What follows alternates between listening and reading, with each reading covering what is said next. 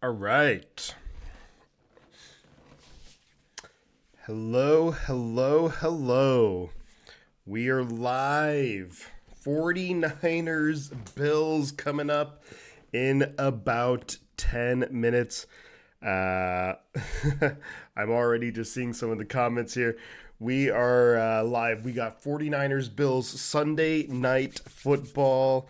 Let's freaking go. Let's go. How are we doing, everybody?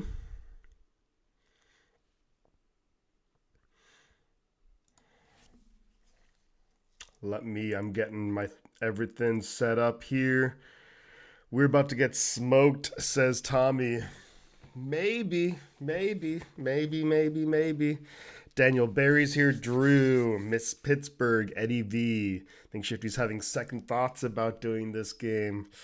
We'll see. I think that I think that the weather might help out. We'll see. We shall see. Trying to get everything set up here.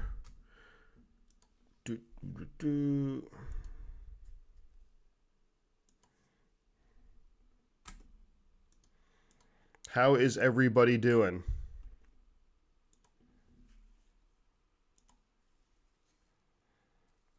Peter's in the house. Let's go. Lambeau Field. Oh, I'm about to change that.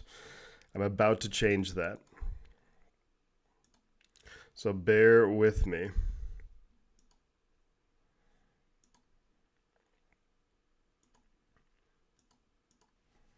I'm quite disorganized tonight. Normally, I'm a lot better. Do, do, do.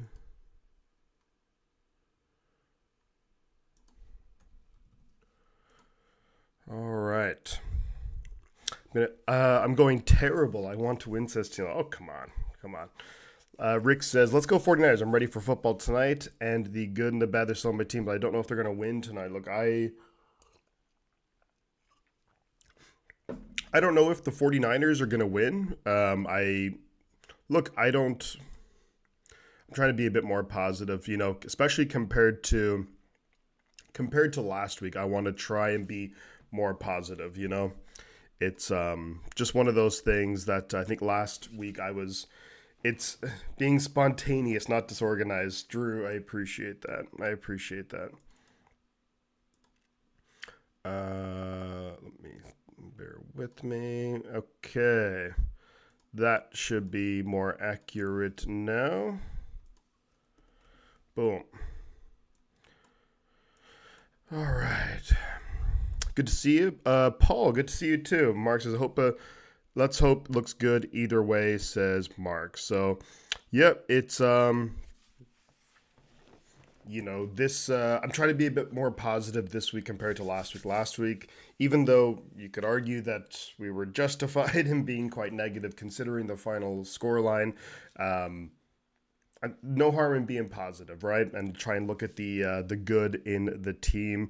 We have a lot of guys out, so it's going to be really difficult. But yeah, with the weather being what it is, I mean, who knows what could happen? I think obviously, look, it's all to play for.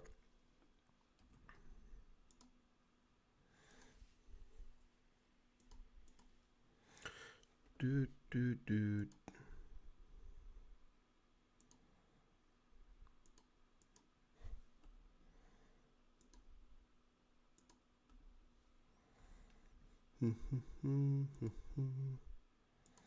The only thing positive was Warner. Wow, there you go, Tennille. Hey, look, if you got to find the good in everything, I suppose, right?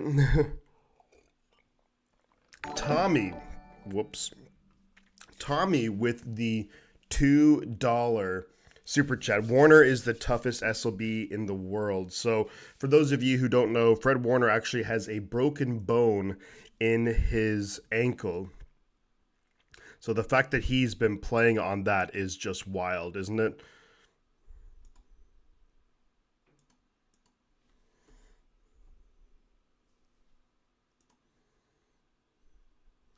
I think it's wild. It's awesome. Just the fact that Fred Warner, and you can see there's like a noticeable dip in Fred Warner's performance. The first 4 or 5 games of the season, Fred Warner was at a Pro Bowl level, all pro level, and then the performance dipped since then. And for me, it was a bit like, well, what's kind of going on with Fred Warner?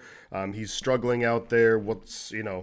Have defense fit or offenses figured him out? And then it's like, well, actually, he has a broken bone. So that kind of explains that. Warner is channeling his inner Jack Youngblood, says Drew. Look, you have to have a lot of respect for Fred Warner. That's just one thing that if there's anything that you can say, it's as Tommy said, he's a tough son of a gun, that's for sure. 13-1 in pick'ems. Well, do I want to know which way you went with this week?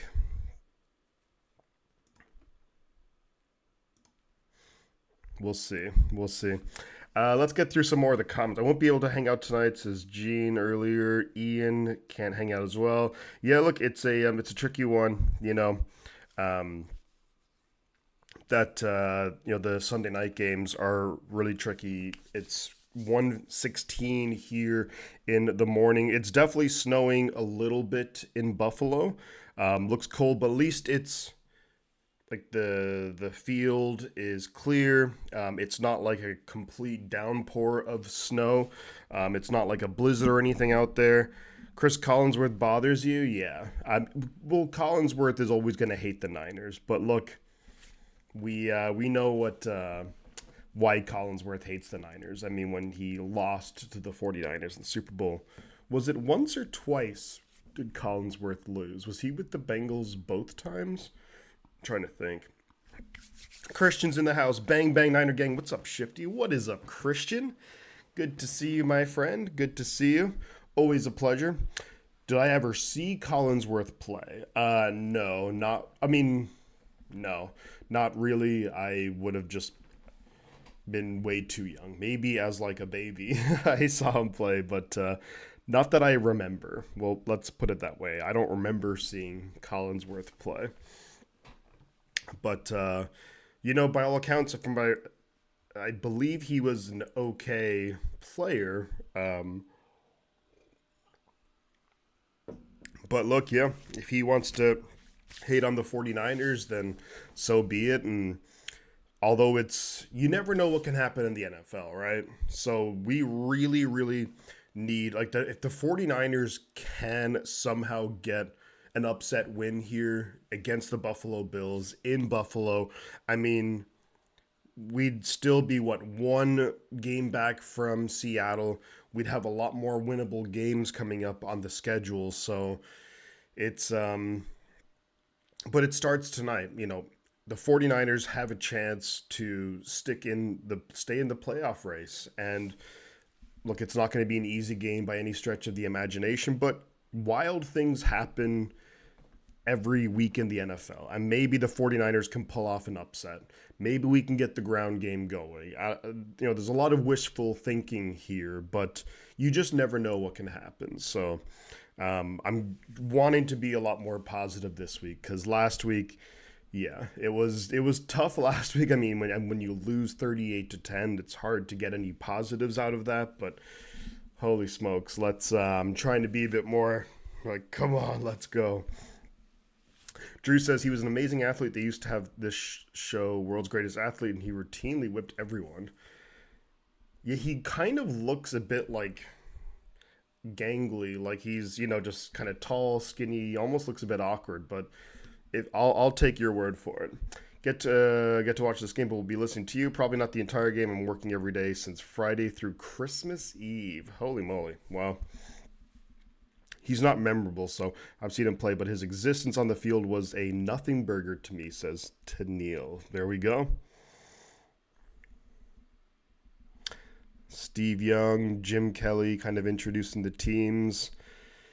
Yeah, they're actually kind of showing clips from a game back in 92, which was a complete shootout between the 49ers and Bills. The Bills actually won that game. But excellent game. Was in Candlestick Park. Excellent game. But yeah, the Bills ended up on top there. You look at all the players there. You like Jerry Rice, Thurman Thomas. Damn, Bills got our number there. I'm trying to think the last time the 49ers beat the Buffalo Bills. Because we played them in 2020, but that was our injury-riddled season. Also the year after the Super Bowl when we were playing at home in Arizona, which is a weird thing. And then 2016, I'm assuming we lost because that was the Chip Kelly year. And 2012, I think. Oh, 2012, we hammered them. That was, I think it was maybe Alex Smith, and he had like 4 or 5 touchdowns. So, but I won't lie. Tennille says I won't lie. Jim Kelly is one of my favorite quarterbacks. Jim Kelly was a very good quarterback. And the funny thing, both Steve Young and Jim Kelly, they both played in the USFL, I think, for a couple of years at least. Melissa says, I actually thought the Jets might beat... Look, the Jets were ahead, and the Jets had a lot of funky things go their way. Like, they had a kick return for a touchdown. They recovered. It was like a kick return fumble. But then the Jets do Jets things. So the Jets have secured their, 9th consecutive losing season, which is not good.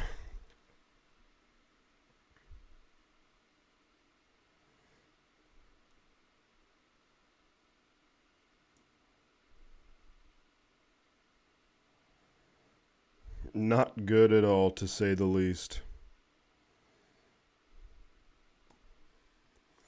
Yeah, the Bills actually look pretty... What they do is pretty cool is they invite fans in to help shovel the stadium, which I guess in one way is maybe sounds kind of cheap, but I think that they get compensated, like tickets or something or other, so... Hello, says David V. How are we doing, buddy? Great to see you. Drew, they are showing the stadium. That is a lot of snow. Now now I can see there's quite a lot of snow on the field. So, but we're about to get underway here at Highmark Stadium in Buffalo, New York. Margaret Hernandez, thank you for becoming a gold member. Thank you, Margaret Hernandez. I appreciate you.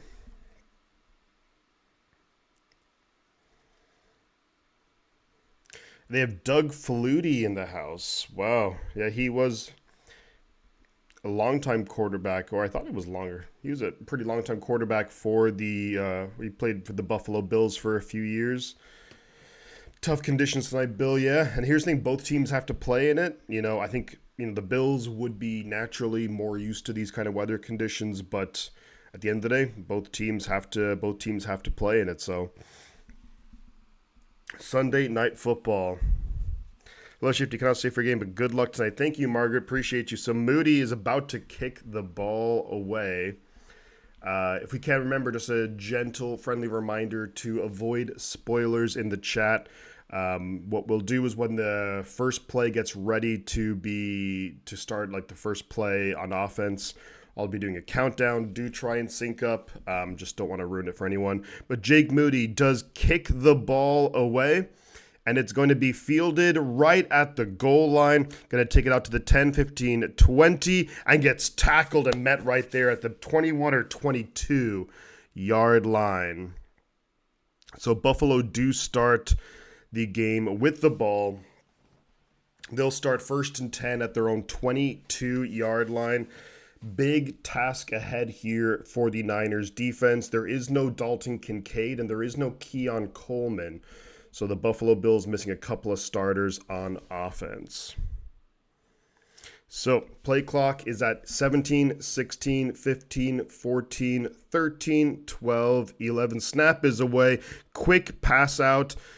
And he's going to be tackled at the line of scrimmage. Good job there by Malik Collins was out there and a bunch of players in there. Pickup of nothing on first down, so no gain on first down. Wesley Morton, yes. Brock Purdy is playing. Eric Wallace, hey Shifty, it's your favorite Seahawks fan. Hey, always good to have you here. And good win for your Seahawks to beat the Jets A lot of funky things happened in that game, but good job by the Jets or by the Seahawks to get the win. Although I wish they didn't win. But 2nd and 10 for Buffalo. Allen in the gun. He's going to hand it off to James Cook up the middle. Going to get about 2 yards on the play. So 3rd and 8 coming up. Come on, defense. Let's force a 3 and out. Let's settle ourselves into the game. Come on, let's build some confidence. Also, great news. Charvarius Mooney-Ward is back after his absence, which I think we all know what happened there. And but Mooney-Ward is back, but there is no Deommodore Lenoir. He is out injured. So 3rd and 8 for Buffalo. Allen's going to be in the gun. It's going to be empty backfield now. Man in motion. Oh, that's a false start right there. Dawson Knox, so back it up 5 yards. So it's going to be 3rd and 13 for the Buffalo Bills. Purdy is playing, yes. I think the last drop kick was by Flutie, and that was for the Patriots, if I'm not mistaken. Wasn't Flutie paying for New England when he did that drop kick? 3rd and 13. Play clock is at 21, 20. 19, 18, 17, 16, 15. Allen in the gun, back to his left. 3 receivers up top. Snap is away. He's looking to throw. Allen got time, dumps it off to his running back. Can the Niners make a tackle before the first down mark? And they do. Let's go. 3 and out. Come on. Let's go. 3 and out. Stopped him about 4 or 5 yards short of the first down, so 3 and out. Bosa is out. Trent Williams is out. Deommodore Lenoir is out. I think the list of players out is maybe almost longer than who's playing. Great job, though, by the defense. Forced the 3 and out. It's going to be 4th and 4, and the Buffalo Bills are going to be forced to punt the ball away. Jacob Cowing, the rookie out of Arizona, is going to be back there to receive the punt. They're punting from their own 27, 28-yard line. Snap is away. Punt is away.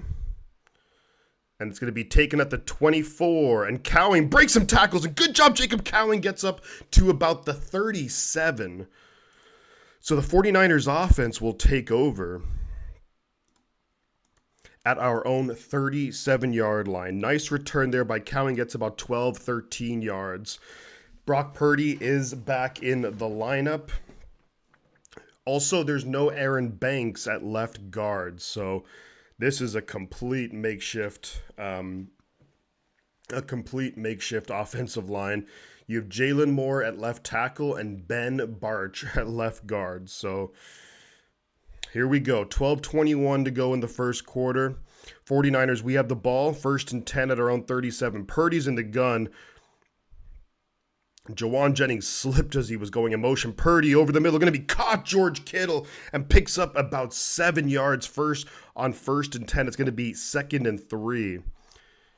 Anyone know if it's supposed to snow the entire game? That I'm not 100% sure of. That's a good question, though. I don't know if it's going to be snowing the entire game. So it's 2nd and 3, San Francisco at our own 44-yard line. Purdy in the gun, McCaffrey to his right. Trips receivers up top. Kittle down low. Snap is away. We're going to hand it off to McCaffrey up the middle, and McCaffrey's going to get maybe 2. So we're going to call it 3rd and a long 1 from our own 46-yard line. I'm currently back in my home, Texas, because I've decided to give the 50-state trip a rest. Oh, those states ain't going anywhere, so that's good to be back home, and also great to have you here, crazy guy. 3rd and 1 for the Niners. Got to pick up the first down here. Hold on to the ball. Purdy has McCaffrey to his right. They hand it to McCaffrey up the middle, who falls forward. 1st down, San Francisco. Let's go into the Buffalo side of the field. Let's go. 1st down, right up the middle. Love to see that tough running there. All right. Good blocking up front. Able to just create a crease enough for McCaffrey to get up the middle. There we go. Drew with the McCaffrey emojis. But 1st down, San Francisco.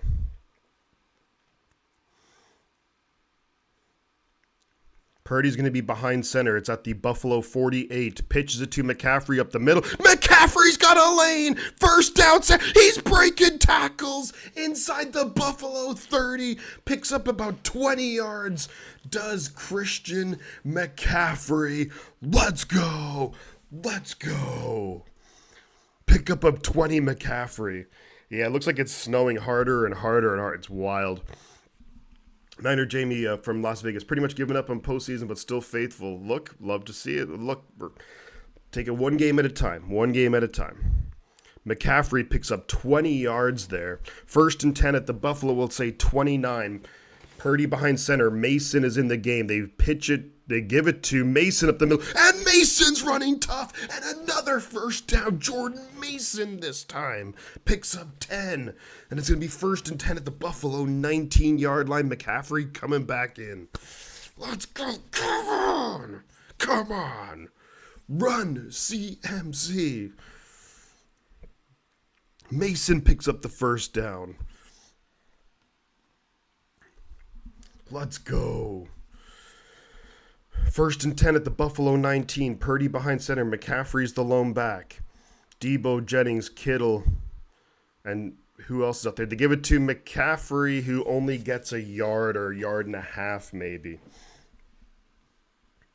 Now, maybe not in conditions like these, but if it does come down to kicks, at least you have Jake Moody, who's, played his college ball in Michigan, so maybe he's somewhat used to these kind of conditions.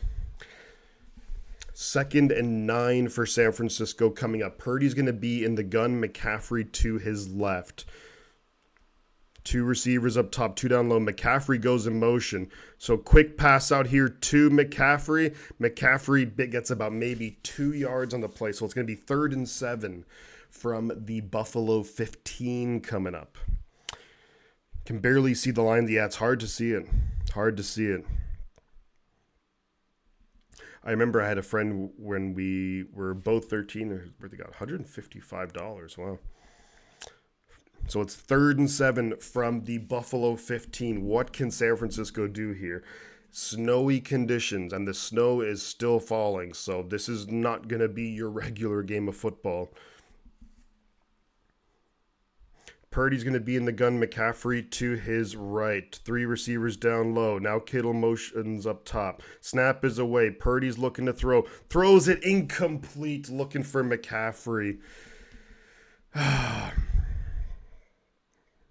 Purdy was looking for McCaffrey. McCaffrey just didn't turn around. Maybe didn't expect the ball to come to him that quickly. Not a great throw by Purdy either. I think McCaffrey correctly so kind of went outside on his route, but Purdy threw it inside. Not on the same page. 33-yard field goal attempt for San Francisco. Snap is away. Kick is up, and it's good for Jake Moody. Jake Moody hits the field goal. So look, you get the lead in these conditions, and sometimes if the conditions seem to get worse and worse, every point can be valuable. So good start to the game and look, the 49ers offense looked pretty good to start the game right there, being able to move the ball, run the football fairly effectively. 3-0 San Francisco. So not the same page there. Yeah, perfect pass if he broke inside, says Drew. Yeah, thank you guys. And also, yeah, don't forget to like the stream.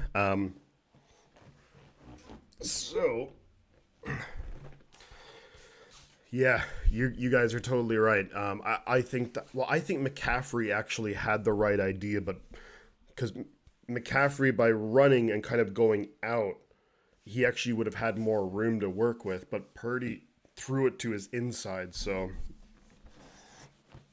yeah, definitely a missed opportunity, not gonna lie, but in conditions like these, to get the first points of the game, that's always huge. Crazy guy. Now I'm 24 and I learned who I was, but it's also crazy that my mind is, I think everyone's mind is always developing and learning new things. F Bone says, missed opportunity for touchdown and opening drive. Yeah, completely. And see, that would have been just a great way to stamp authority on the game. But I think the Niners will have confidence there with the way we were able to run the football with McCaffrey, with Jordan Mason. And it's just going to be really wild to see how are these teams going to manage this game with these conditions, and will they continue to get worse? Will it continue to get harder to play? So we'll have to wait and see. I've had a bad Sunday today, so the 49ers getting pissed on would absolutely I'm sure it would. Crazy guy, there you go. John Madden would love to call this game, says Melissa. Bet he would. The best way to beat the Niners is let them get into the red zone. Yeah, you might be right. You might be right. Look, 49ers defense did a very good job on that first drive, forcing a 3-and-out. Then we held on to the ball. We went down the field. Well, some of these Bills fans are just bananas. Going like shirtless in these conditions is insane. Like, it's not smart to do that. I don't care. It's not smart to do that. 49ers ready to kick the ball off to Buffalo, who will have their second drive of the game coming up. 49ers lead 3-0 early in this game. Buffalo started the game with the ball, went 3-and-out. 49ers offense able to march down the field and pick up 3 points. Moody kicks the ball away, and it's going to be... Well, he bobbled the ball in the end zone, and it's going to be a touchback. Sometimes some of these new kickoff rules kind of throw me for a loop. Showed a Bills fan drinking out of a bowling ball. Yeah. Well, too bad you couldn't do it yourself. There's no way I would. Yeah. Bad weather, more turnover. We'll see. Yeah, Niners, maybe look, you got to be pumped for a game like this. Sunday Night Football. I don't want to say this season is absolutely on the line, but it kind of feels like it is. So 1st and 10 Buffalo at their own 30-yard line. Allen's going to be in the gun. Backs either side of him. Snap is away. Hands it to the running back to the right and gets maybe... You're going to blow the play up yet? Give me a pickup of 1 for Buffalo. Kind of went right behind the right guard, but not much there for Ray Davis, the rookie running back out of Kentucky. Those people with no shirts are asking for pneumonia. Yeah, I just think that's... Yeah, I don't care how amped up you are. That's just silly.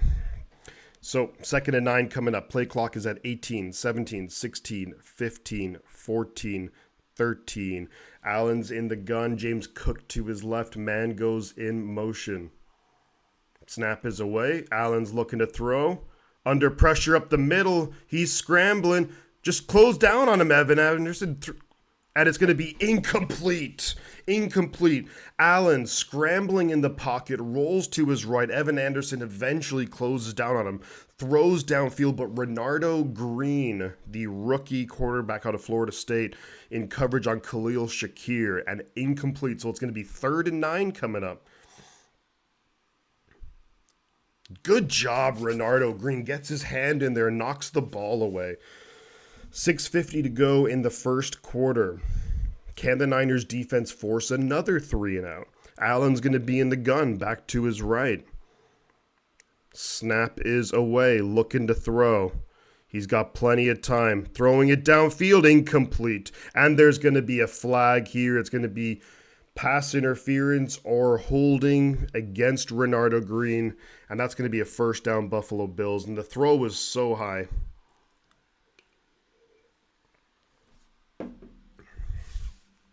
It's going to be against San Francisco. Damn it. So first down, Buffalo. Pass interference against Renardo Green. Illegal contact on Mooney Ward, actually. Excuse me. So that's going to be illegal contact on Mooney Ward. I mean, that's such a tough call. 1st and 10 Buffalo at their own 36 now after the flag. Allen behind center, hands it off to the back, and the back's got a lane, picks up about maybe 8 yards on first down, so it's going to be 2nd and 2.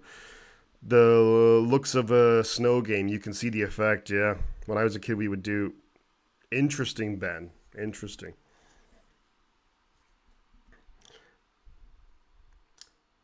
So the flag was actually on Mooney Ward. So it's going to be 2nd and 2 now for Buffalo at their own 40-something, 44. Allen behind center. James Cook is the back. Lone back. 2 tight ends, 2 receivers. They hand it off to Cook, and Cook gets tackled. Is going to be really close to the first down. Depends on where they mark him down. Leonard Floyd, the former Buffalo Bill, getting into it with some of the Bills' offensive linemen. It's going to be, and now it's really kicking off here. Oh, the Bills go and hurry up. It is 3rd and 1. I'd say 3rd and inches. Come on, defense. Let's make a stop. Looking to quarterback sneak it. They do, and they get it. Looks like, yeah, 1st down, Buffalo. 3rd and 1, quarterback sneak. So Buffalo will have the ball at their own 47. Yeah, actually maybe the 48. Pickup of like 2 or 3. Great to see Jim Kelly alive and well. Absolutely. Couldn't agree more. Couldn't agree more. 1st and 10, Buffalo at their own 48. Allen is in the gun. Cook to his right. Snap is away. Allen's looking to throw. Throws it. Going to be caught by 85. 1st down, Buffalo. Down to the 49ers' 36-yard line. I think you're right about that, Christian. That is a game-changing flag against Mooney Ward. And it wasn't a clear flag either. I thought it was a bit, I don't know. 1st down and 10 for Buffalo at the Niners' 38. Allen behind center. Cook is the back. They hand it off to Cook, who gets swallowed up. There we go. Devondre Campbell making a big play. And that's going to be a loss of about maybe 3 or 4. And remember, with these conditions, like trying to attempt long field goals might not be the wisest decision. So if we could hold them here.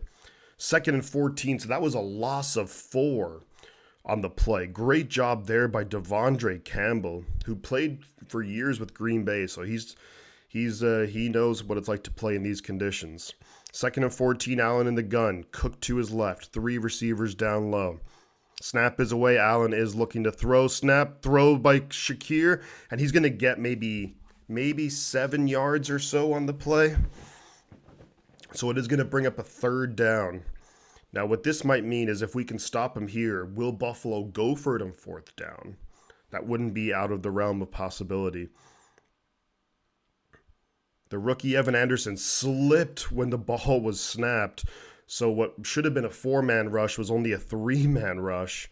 And so that's got to be something that this players, I mean, you can't control that in some ways, but whatever you can do, got to try and make sure you get that footing.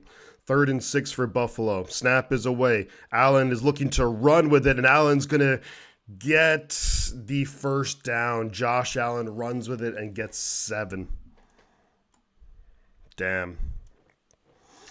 Fred Warner says he's playing with a broken foot. Yeah, he's got a broken bone in his ankle. I love Snow Globe games, but I'm a bit biased as a cheese. Oh, yeah, good to see you, my Chan. Good to see you. Good to see you again, buddy.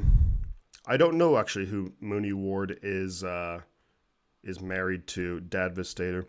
1st and 10, Buffalo. And Josh Allen looks like his left hand, or his hand is maybe, yeah. Pitches the ball to James Cook, and James Cook, wow, he takes a big shot there. Picks up about 4 or 5 yards on 1st down, but a big shot there. I think it was Malik Mustafa who comes in with a big shot. Yeah, his left hand, it looks like Josh Allen is kind of, his non-throwing hand looks pretty uncomfortable. He's having to like kind of, shake it out quite a bit.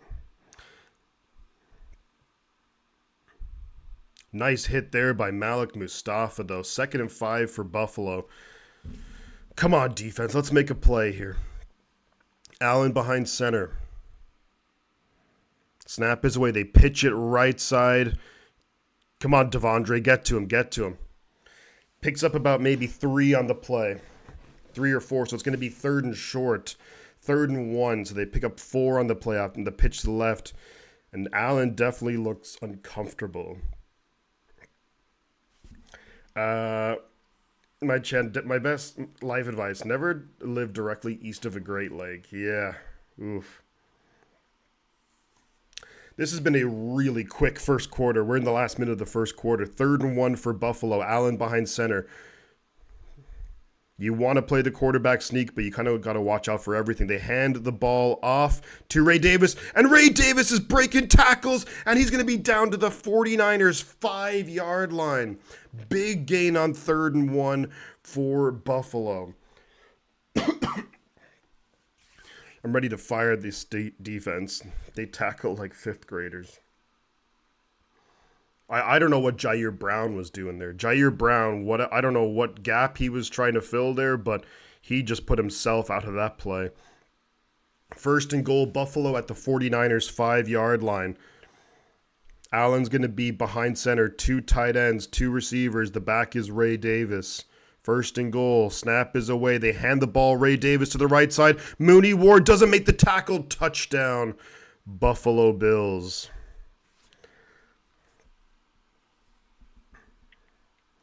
Touchdown, Buffalo Bills. They go to the right side, and I don't know what Mooney Ward was just. I don't know what kind of contain that was. No, there was no contain on that play, and it's a touchdown, Buffalo Bills. Mooney Ward was just completely lost. Lost completely on the play.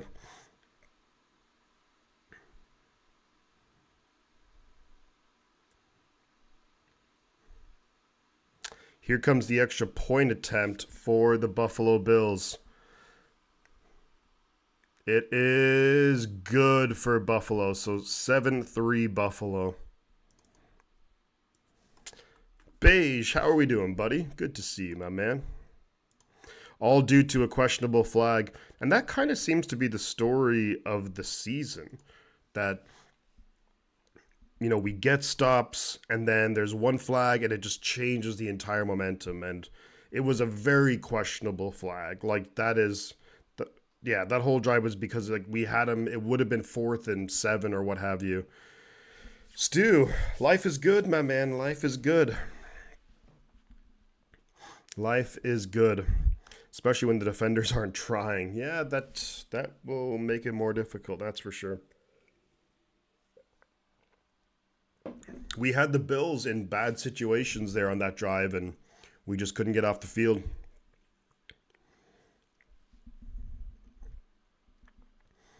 Yeah, I don't know about, I wouldn't say the defense doesn't care, but there just seems to be a lack of discipline, a lack of everything. Let's win, says Beige. I couldn't agree more with you. Couldn't agree more with you. We're at the last 3 seconds of the first quarter. So yeah, this quarter is flown by. It's tough on the defenders. It's tough on the offense. It's very tough situations. Kickoff is away, and it's going to be taken in the end, and they're taking it out of the end zone. Why? Debo Samuel gets to the 25. Why take it out of the end zone?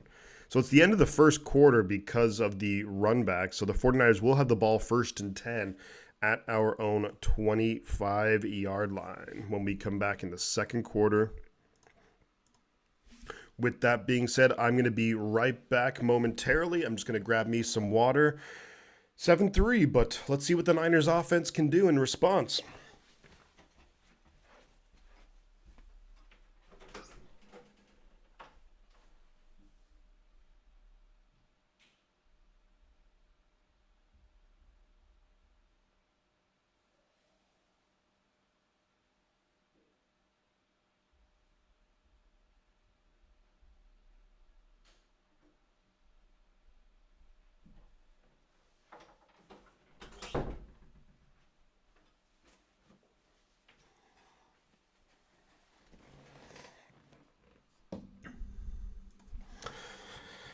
I've played in snow. I know what effort looks like.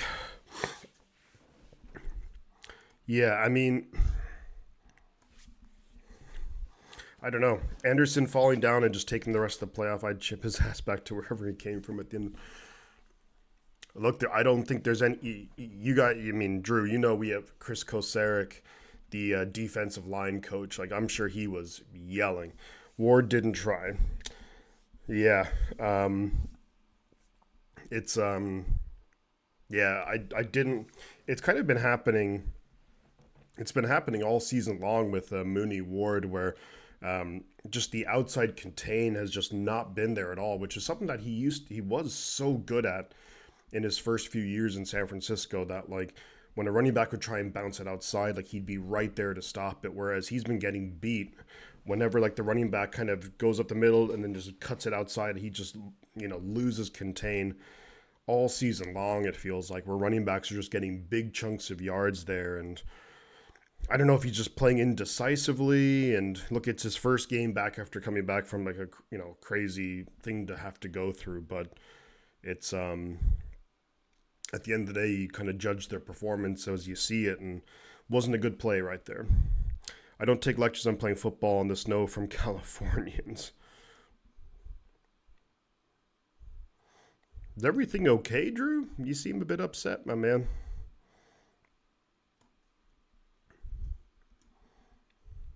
Obviously, Niners need to keep feeding big McCaffrey, yeah.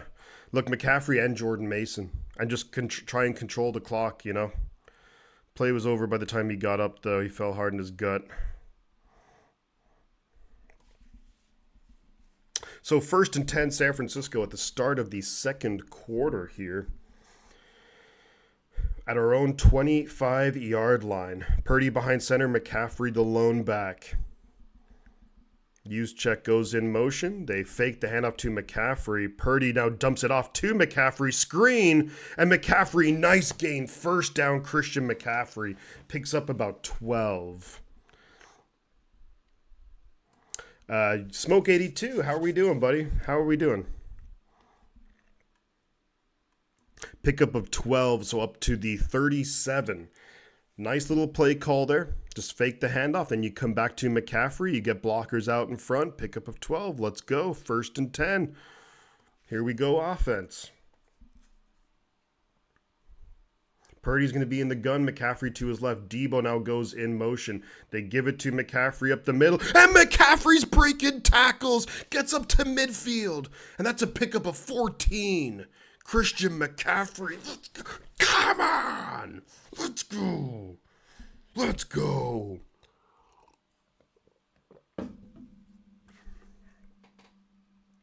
Let's go. Back-to-back first downs. Christian McCaffrey.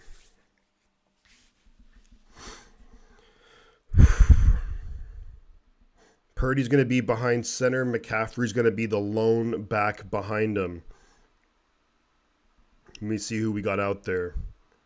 Jennings, Pearsall, Debo, and Kittle. Debo goes in motion.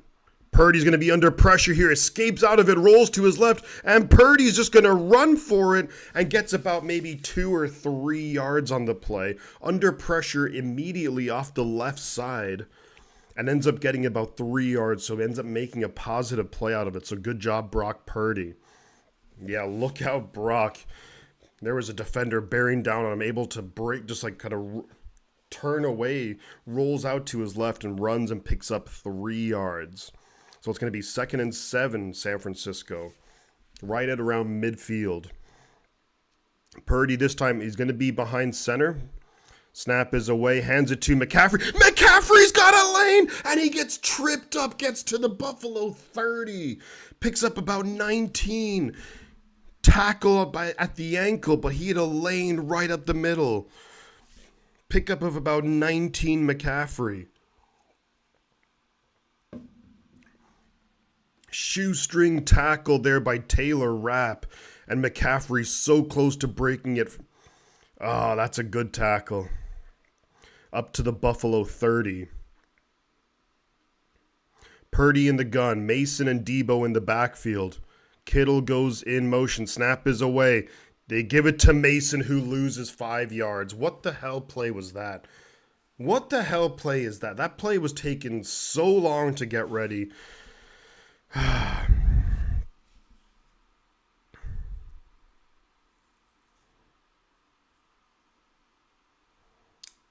Unbelievable. You lose 5 yards. 408, good to see you. 2nd and 14 now after the 4-yard loss. Like, you can't... that play was taking so long to get ready. Hope the Niners lose, says Crazy Guy. Always a pleasure, my man. 2nd and 14 at the Buffalo 35. Purdy's looking to throw.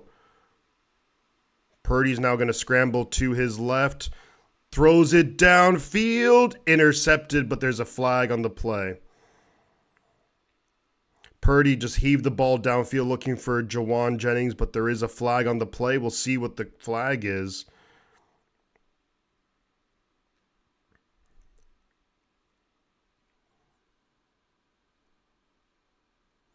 Passing or illegal contact against the defense. So thankfully, we keep the ball. There's a flag on it, and the 49ers is a flag against Damar Hamlin. So we get bailed out by the flag. Purdy was eventually looking for Jawan Jennings, and Damar Hamlin was kind of, yeah, there you go. There was the grab. So instead of the interception, which Purdy just kind of heaved the ball towards the end zone, it's actually going to be 1st and 10 San Francisco after the flag. So we get bailed out there. We needed that. 11:23 to go in the half. Purdy behind center. It's 1st and 10 at the Buffalo 30. They pitch it right side to McCaffrey, and McCaffrey looks hurt. McCaffrey is hurt. McCaffrey could barely walk there. What the hell happened to McCaffrey? Now he's like jogging off the field.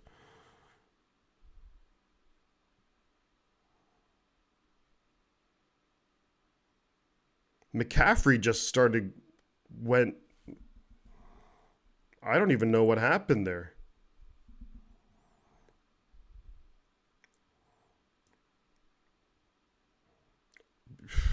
McCaffrey's going straight to the blue medical tent.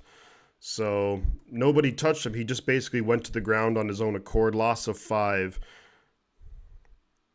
And now there's a flag. It's going to be a false start, for crying out loud. Delay of game.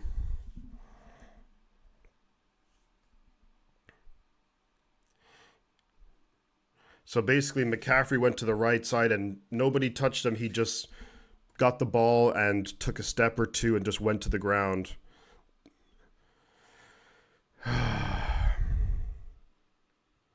So it's going to be 2nd and 20 now. How do we do this to ourselves all the frickin' time, man? Unbelievable. 2nd and 20 at the 40. Purdy in the pocket, dumps it over the middle. Debo Samuel gets about maybe 7 yards. So it's going to be 3rd and 13 coming up here.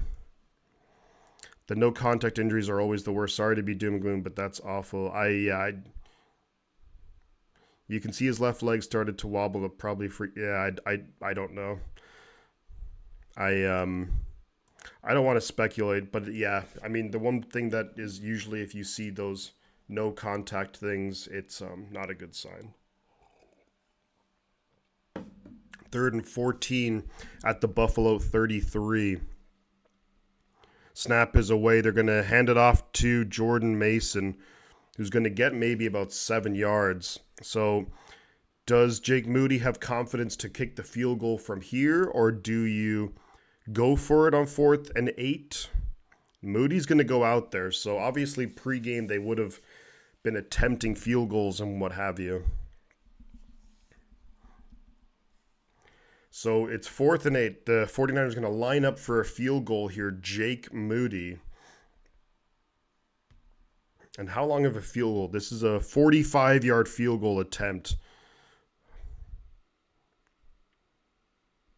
Snap is away. Kick is up, and it is no good.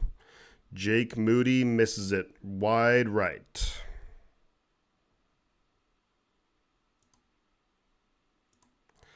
Oh boy.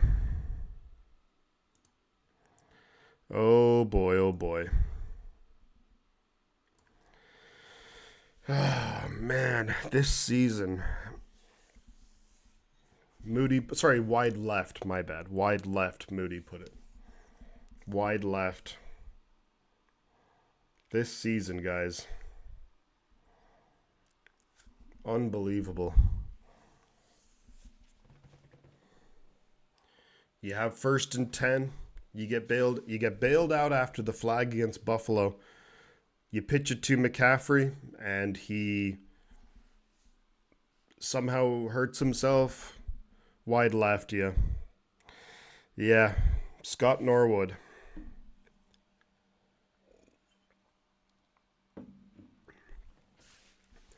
The you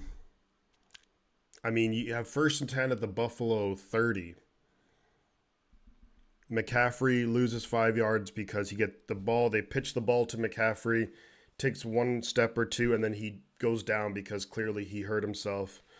Then you get a delay of game, and then you're suddenly in 2nd and 20. Like, what in the world?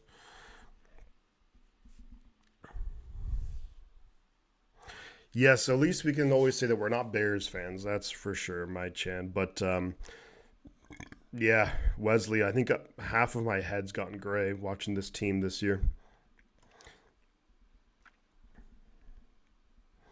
It's just as I think Christian, you put it right. Like you get near the red zone and then you just shoot yourself in the foot over and over and over and all season long, and it's annoying.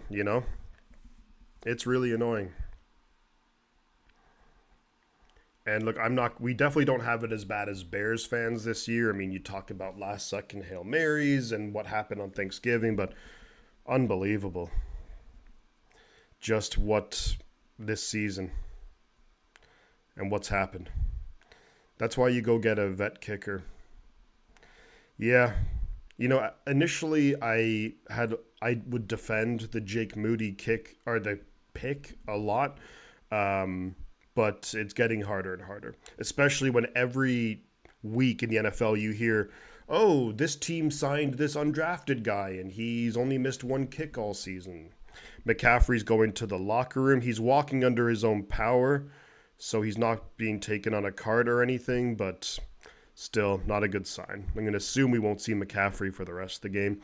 1st and 10, Buffalo at their own 35. Allen hands it off to James Cook to the right side. James Cook, he's got a big gain. James Cook off to the races, and James Cook's going to go. Can Mustafa bring him down? No. Touchdown, Buffalo Bills. 65 yards. James Cook, one play. Touchdown, Buffalo.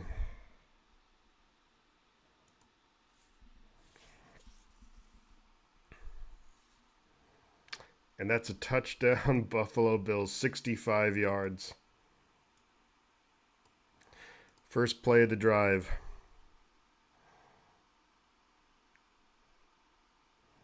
Jair Brown has been awful this year, hasn't he?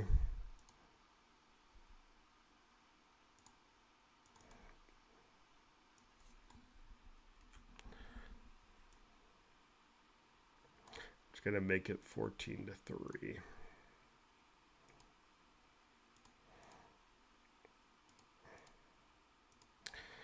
Oh, my days.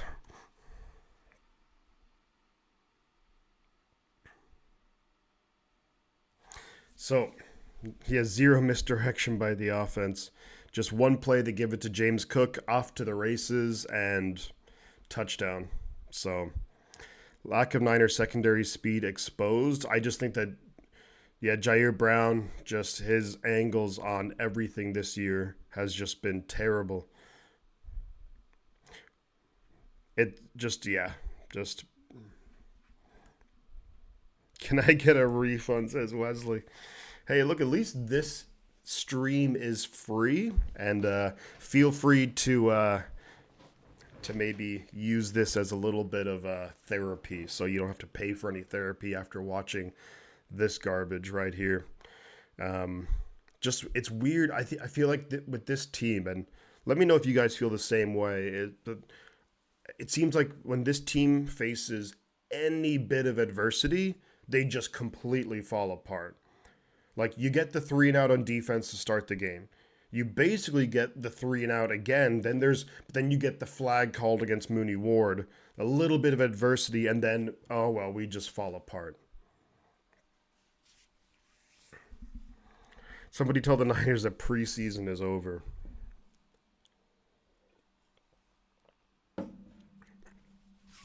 To me, that's just kind of what I notice, is that it seems like anytime the team faces adversity, they just blow it. Like when the offense, let's say if the offense turns the ball over, within like the next play, it's like bam, like the defense will give up a big play.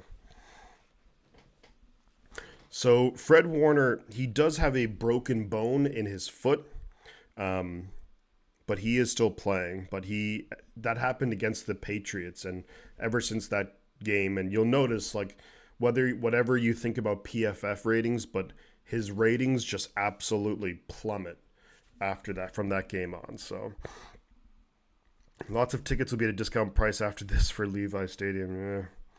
You have to be better.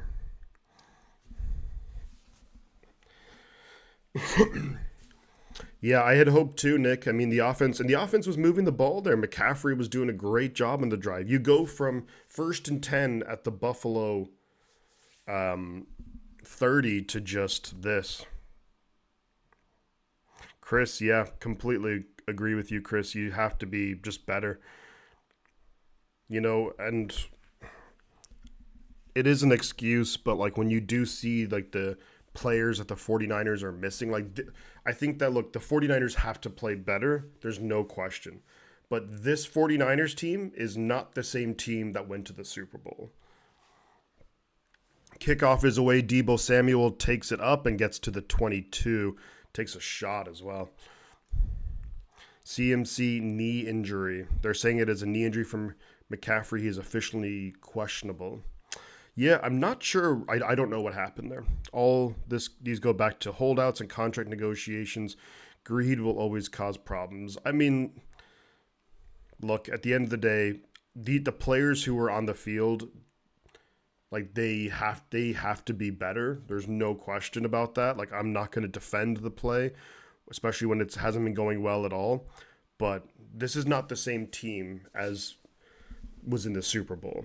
1st and 10, San Francisco at around 23. We hand the ball to Jordan Mason. Jordan Mason got a big lane. Jordan Mason, let's go. Past midfield.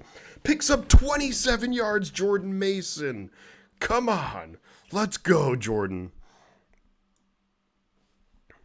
He was able to jog to the locker room. That's right. Yeah, I don't really want to speculate what happened to McCaffrey because I don't know.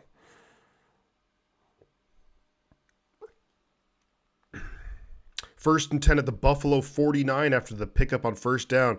Brock Purdy hands it off to Mason, goes up the middle, gets about 4 or 5 yards on first down, right up the middle. Down to the Buffalo 45, so we'll say 2nd and 6 coming up. Maybe Isaac Guerendo's going to come in. Yeah, they're speculating. Ooh, yeah. I think they're speculating when McCaffrey had that long run and he got tripped up, his right knee kind of hit the ground hard. And maybe that. And Fred Warner's off to the locker room as well. 2nd and 6, quick pass out to Debo Samuel. Just get upfield, Debo. Gets about 2 yards on the play.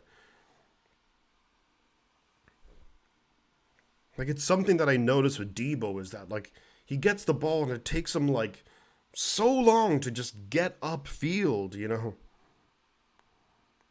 So, to add to our already crazy list of injuries, Fred Warner's in the locker room and Christian McCaffrey's in the locker room. You're talking all-pro linebacker and the reigning offensive player of the year on top of everyone else out. It's fucking crazy. And excuse my French. 3rd and 4 for San Francisco. Purdy gives it up the middle to Jordan Mason. First down. Mason up the middle gets the first down. Oh my God, it's early Christmas vacation for the stars on the team. Like falling on asphalt. That hurt. Yeah. They have to stop that stop and go motion. Just yeah, sometimes you just have to go. You just when you get the ball, like especially in these weather conditions, like just don't give the defense an opportunity. 1st and 10 at the Buffalo 37. Purdy's in the gun. Garendo to his right. Snap is away. They give it to Garendo up the middle, and he doesn't get anywhere. It's going to be 2nd and 10 coming up. Good defense by Buffalo. Warner should just let his ankle heal up. You know, I respect him for playing through it, but maybe you're right. Mason seems to thrive under pressure. The whole team is filled with glass cannon. Yeah. I think you guys are making good points. 2nd and 10 for San Francisco. Purdy's going to be in the gun. Garendo's now going to motion out wide. So Niners looking to throw here. Snap is away. Purdy falls forward, kind of did a pump fake, brought it back in, looked like he was going to get sacked, but ends up falling forward, so picks up maybe 2 yards. So I'm going to say 3rd and 8 coming up here. But you're at a part of the field here where, I mean, I don't think a field goal is going to be, after what happened in the last field goal attempt.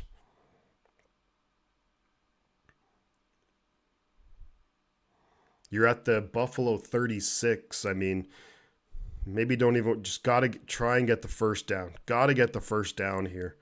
3rd and 9, they're calling it at the 30, yeah, the 36 of Buffalo. Purdy's in the gun. Snap is away, looking to throw. Under pressure from Von Miller, rolls out to his right. Purdy's going to get sacked, and he's going to be sacked back at the 41. Is that Rousseau, I think? It is Rousseau. And you lose maybe 4 yards on the play.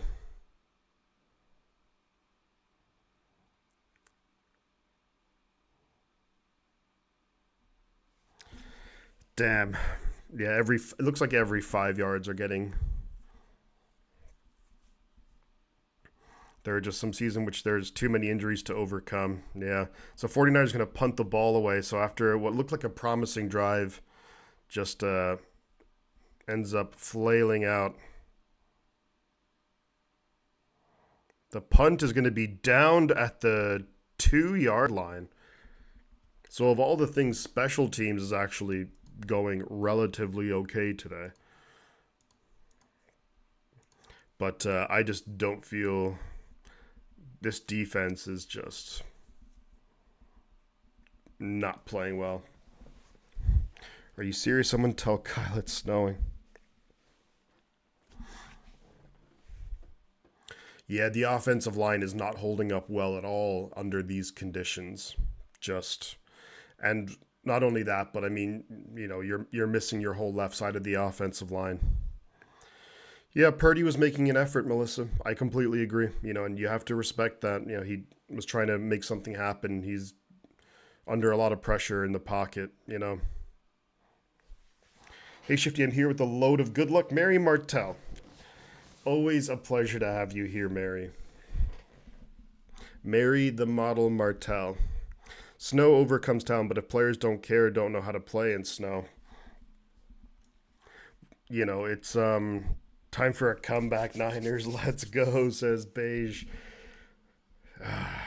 So many missed opportunities. Reminds me of the 2020 season, says Christian. Yeah, I mean, there's so many similarities. Obviously, both years coming off a Super Bowl loss, and then just the amount of injuries, you know. The amount of injuries is just, it's tough for any team to overcome.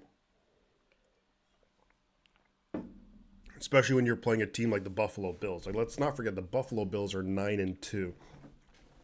And they play games like these every year, whereas the Niners, how often do we play games like in these conditions is not that frequently.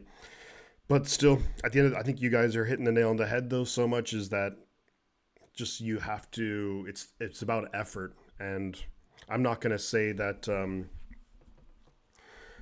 not going to say that the players don't care, but it's and I think the players are putting in effort, but like when you're talking NFL, these guys have to go like you have the effort, you have to be at like 110% every play. Even like one or two plays here or there where your effort drops, it's a killer. Um,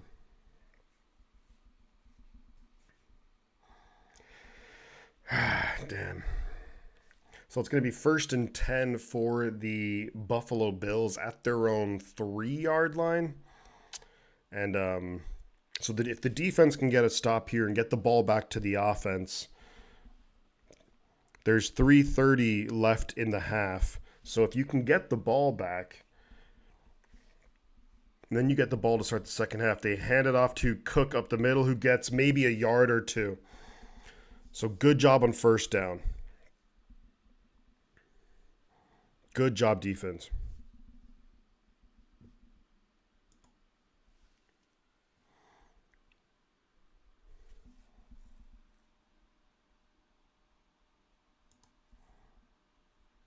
Second and 8 coming up here.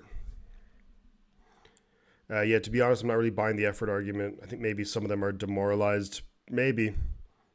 I could see that. So 2nd and 8 here for Buffalo at their own 5-yard line. Allen in the gun, Cook to his right. Snap is away, looking to throw. Under pressure, throws it.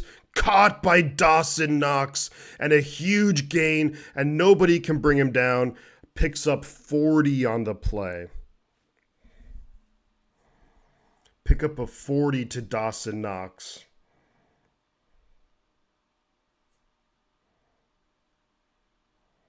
There was a massive breakdown there in the coverage. Maybe Mustafa.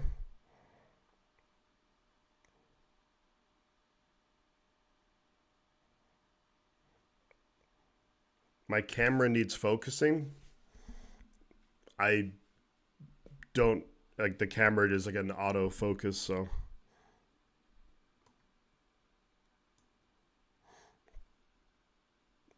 feckin' snow. We're at the 2-minute warning. It's going to be 1st and 10 for Buffalo at their own 45. So pick up a 40 yards to Dawson Knox. Unreal. Unfreaking real.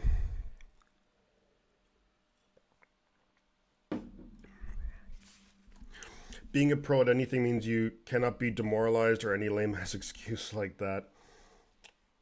Damn, Drew, you are coming in hot today. Um, yeah, I mean, I don't know what the I don't really know what to say about it though. I can't even see you shifting like John Cena. One day, all practice facilities will be enclosed, and they will be able to create snow, rain, and wind, whatever likely to face. Oh, it's early in the game, but yeah, I don't know. It's not looking good. That's true, Drew, but it doesn't mean it doesn't happen. I agree as well.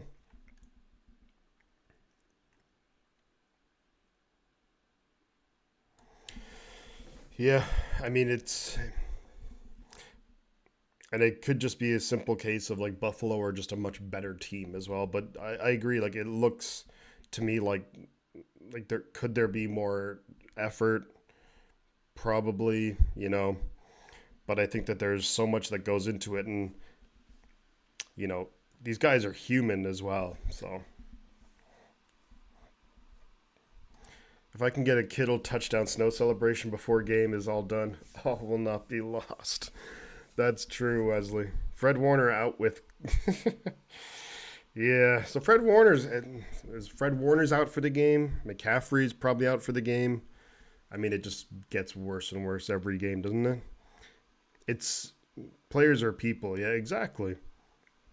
Like if anyone tells me at their job 1,000% of the time no one ever gets demoralized, I mean, or else you're not professional. I'd be like, I don't know.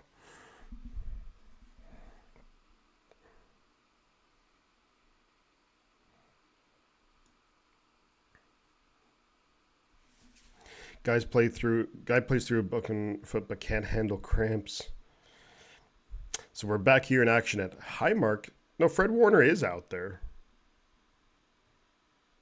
Fred Warner's out there for this play. He's not out for the game. First and 10 for the Buffalo Bills at their own 44. Allen behind center. They hand it to Cook right side, and Cook's got a big lane. And Cook picks up about 15 on the play. Gets out of bounds too, so clock stops. Well, yeah, Warner's on the field, so big city man. I mean, maybe there was an incorrect report that you read there, but Warner was playing there. But pick up a 15, they just hand it to. I don't even know. Is Mooney Ward out there now? Is he still out there? Yeah, he is out there, yeah. First and 10 at the Niners 39. They hand it to Cook up the middle. Break in tackles. Cook gets a first down. Pickup of 10. So, James Cook, if you have Cook in fantasy, well, he's cooking.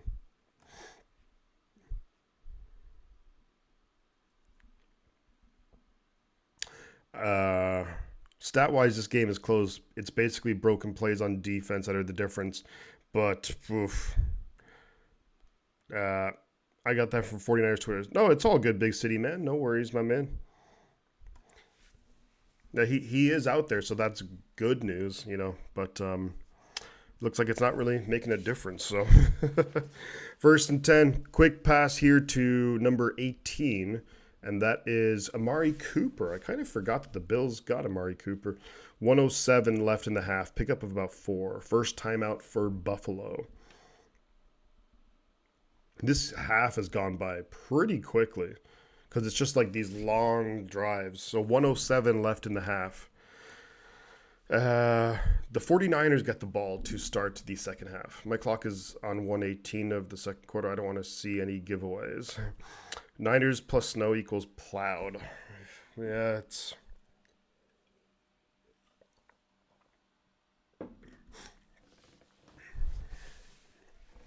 So, yeah, Fred Warner is back in the game. As for McCaffrey, we're going to have to wait and see. I don't know. Cook just seems to be getting better as the season goes. Cook just seems to be, every time, he just got it's a lane just to run through. Like, I don't know what this defense is doing. Like, I do think that in some ways, yeah, the defense, there's a disadvantage for the defense when you're playing in these conditions because you can't really get your footing all the time, but holy smokes.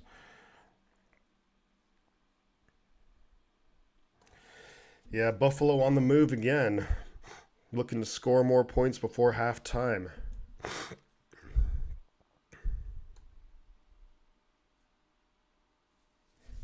Actually, I'm not a pure 49ers fan. I started watching because of Purdy and say because of shifting the team's mojo. I just didn't expect this level of incompetence. Yeah, you're not wrong, Drew, that the defense hasn't been good. Giving up 38 points last week. This game looking... Yeah, we get the ball to start the second half. Yeah, you know, you're playing two good teams against Green Bay and Buffalo, and you're just, you know, again, this team is not the same team as last year.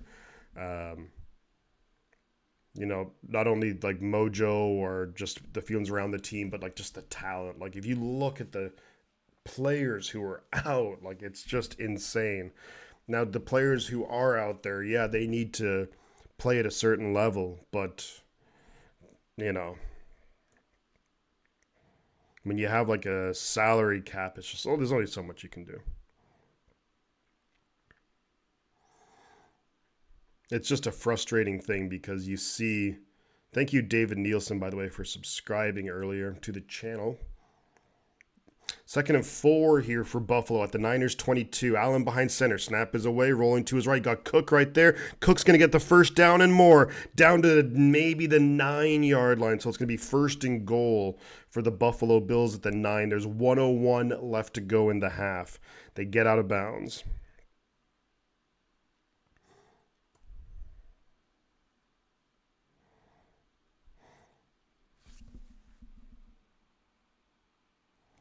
I mean, both teams have been rushing, rushing the ball really well. That fail was pure poor scheme, Sorensen. Yeah, I mean, I don't think that Sorensen's going to be the DC next year. We need to run a pick six, maybe a few of them. First and goal. Allen hands it off to Cook, dancing in the pocket, and then Cook gets upfield, gets about 2. So it's going to be second and goal. If you're San Francisco, someone's called a timeout. Oh, Leonard Floyd getting into it a little bit.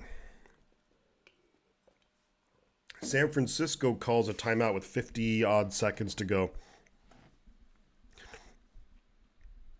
I mean, look, maybe just kind of spoiled the last number of years, but like especially with like Saleh and D'Amico Ryans. But I kind of like it when defensive coordinators are like fiery and fired up, and you know what I mean?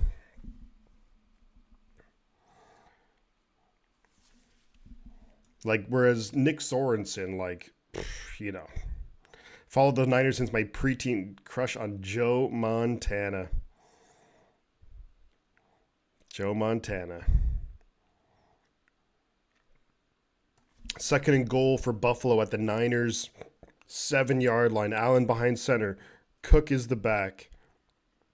They fake the handoff to Cook, go back right side.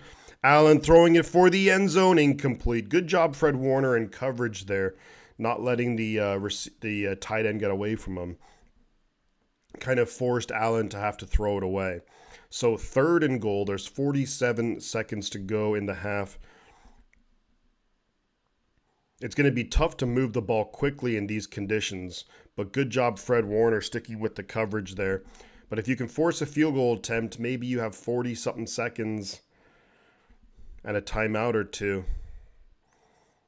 So it's going to be third and goal. Watch out for the Josh Allen run here. This is where he's going to get the ball and take it and run. Third and goal. Snap is away. Allen in the pocket. Throws it for the end zone. Touchdown. Mac Hollins. Mooney Ward in the coverage, and Mac Hollins was just too big and too strong. That's a touchdown.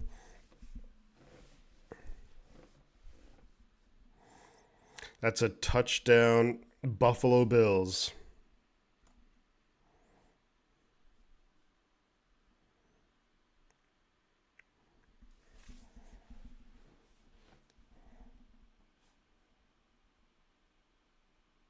Oh, God. He just got out-muscled there, didn't he?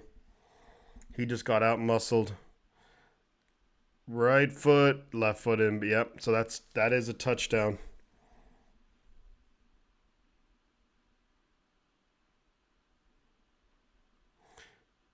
Extra point is good, so it's going to be 21-3. Yikes.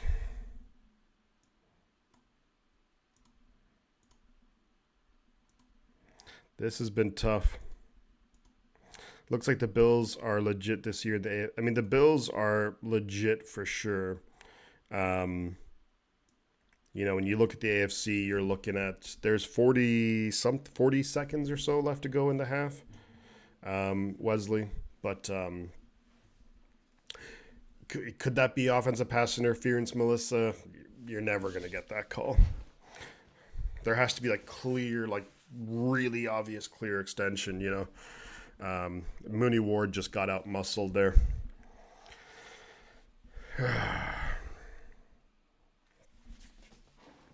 Two timeouts. Yeah, the 49ers have 2 timeouts left, but we'll see what happens. That's funny when a so-called 49ers fan spews negative nonsense. No one cares. But when someone who understands the game points, everyone loses their mind.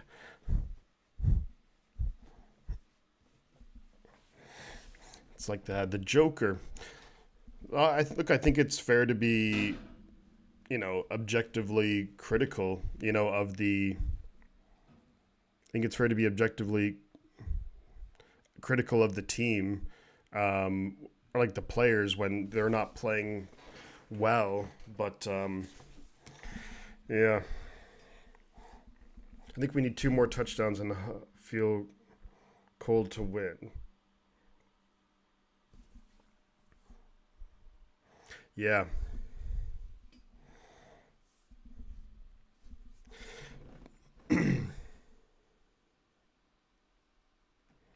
The yeah, we'll see what the offense can do here, but I will turn off the game if it's 35-3.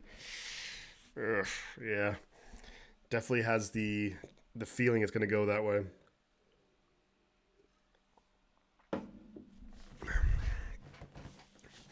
I'm not being negative. The score is being negative. Yeah, it's been a while since we've seen the 49ers like in this kind of a way where like just back-to-back weeks of just being absolutely dominated. And just a really just tough. Man, it's tough. If the CFL needs an expansion team, I nominate the 49ers.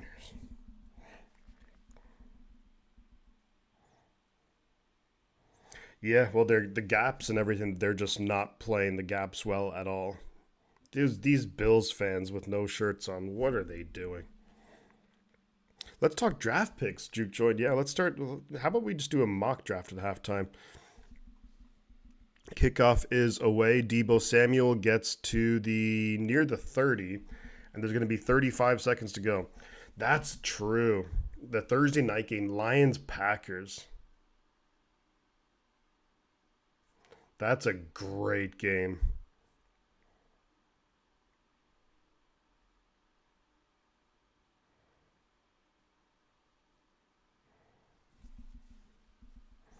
Their secret is grease and alcohol. Yeah, the that Thursday night game, that's a big one, isn't it? So, 35 seconds to go. First and 10 at our own 29. Purdy in the gun. They fake the throw, give it to Jordan Mason. Jordan Mason running tough, gets about 10 yards, called timeout. And you do call a timeout. So you're up to about the 40-yard line, 27 seconds to go, and you'll have one timeout remaining. Lack of discipline and get back to fundamentals. Time for Debo to... That would be cool if Debo... Yeah, that would be cool if Debo just went crazy, but when's the last time that happened? What's funny is that the Niners are not even that bad. They're just mediocre with crazy amounts of injuries. Yeah. Well, see, the issue, I think, so much of the massive issue is the fact that earlier, you threw away games against the Rams, the Cardinals, and the Seahawks, where, like, maybe these couple of games here, like, yeah, at Green Bay, at Buffalo, and Buffalo are coming off a bye week. Like, we haven't talked about that. This is the fourth team we're playing coming off a bye week, but, you can't lose those 3 games earlier in the season. You just can't. Dump off to Debo Samuel here, and Debo Samuel gets about 8 yards on the play. You call timeout? No. 16, 15, 14, 13, and you're going to spike it. 11, they should put a second back on the clock there. 10 seconds to go in the half. Why don't the 49ers play like they did in those bums? Those bums. Rough game, my Chad. Yeah, it's these last 2 games, man. I knew that these at Green Bay and especially without Purdy, but at Green Bay and at Buffalo were going to be rough, like tough games. But jeepers, these are we've been outscored 49-13 so far. Like, that's just absolute domination by Green Bay and Buffalo. The last game versus Arizona Cardinals may be a meaningless game.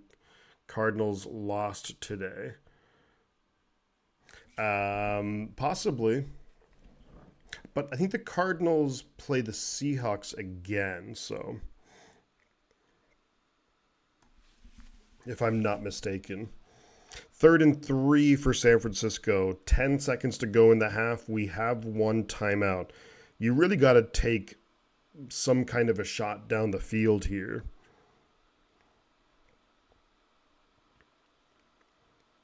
So Purdy's in the gun. Mason to his right. Snap is away. Purdy is looking to throw. Throwing it downfield. Caught! Jawan Jennings picks up a whole bunch of yards there. It's still going to be way too long for a field goal. So I think, do you just kind of take a Hail Mary shot to the end zone? Can you do that? Nice throw with anticipation to Jawan. First down, Jawan Jennings.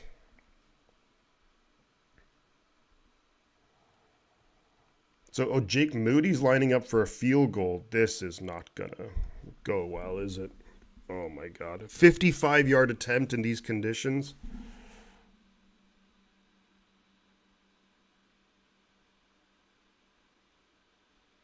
No good. It's short.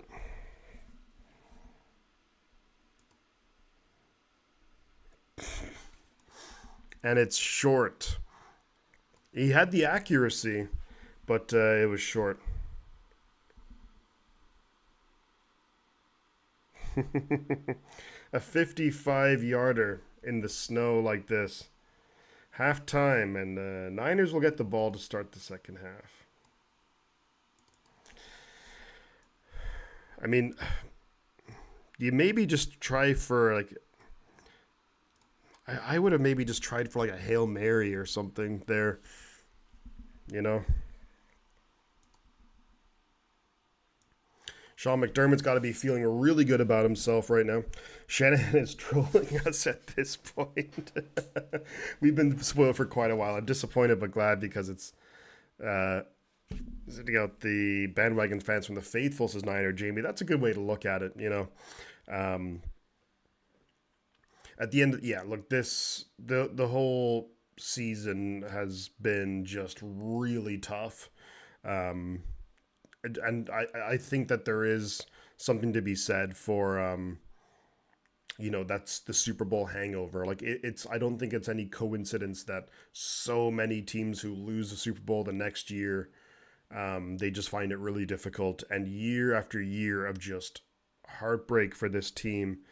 That maybe this team does need a season like this to just absolutely kind of open their eyes to be like, getting to the NFC Championship game isn't a given every year. Like, you have to absolutely earn it. You can't just show up and you'll get to the NFC Championship game or the Super Bowl. Like, there's a lot, and like I don't need to tell them like what it takes to get there, but I think this is like just like a really eye-opening season for the team.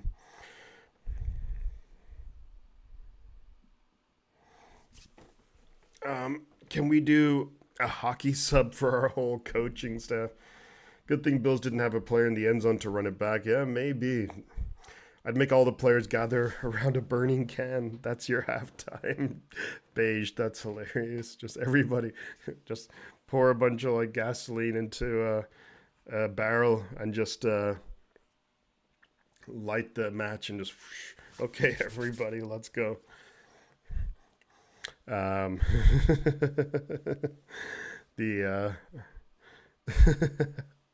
That's pretty funny. Is forfeiting still legal in the NFL? Buffalo is a pretty stupid place to have a football team with lake effect snow. Yeah. It just would have been nice if the 49ers were competitive in this game. And we were for like the first quarter or so.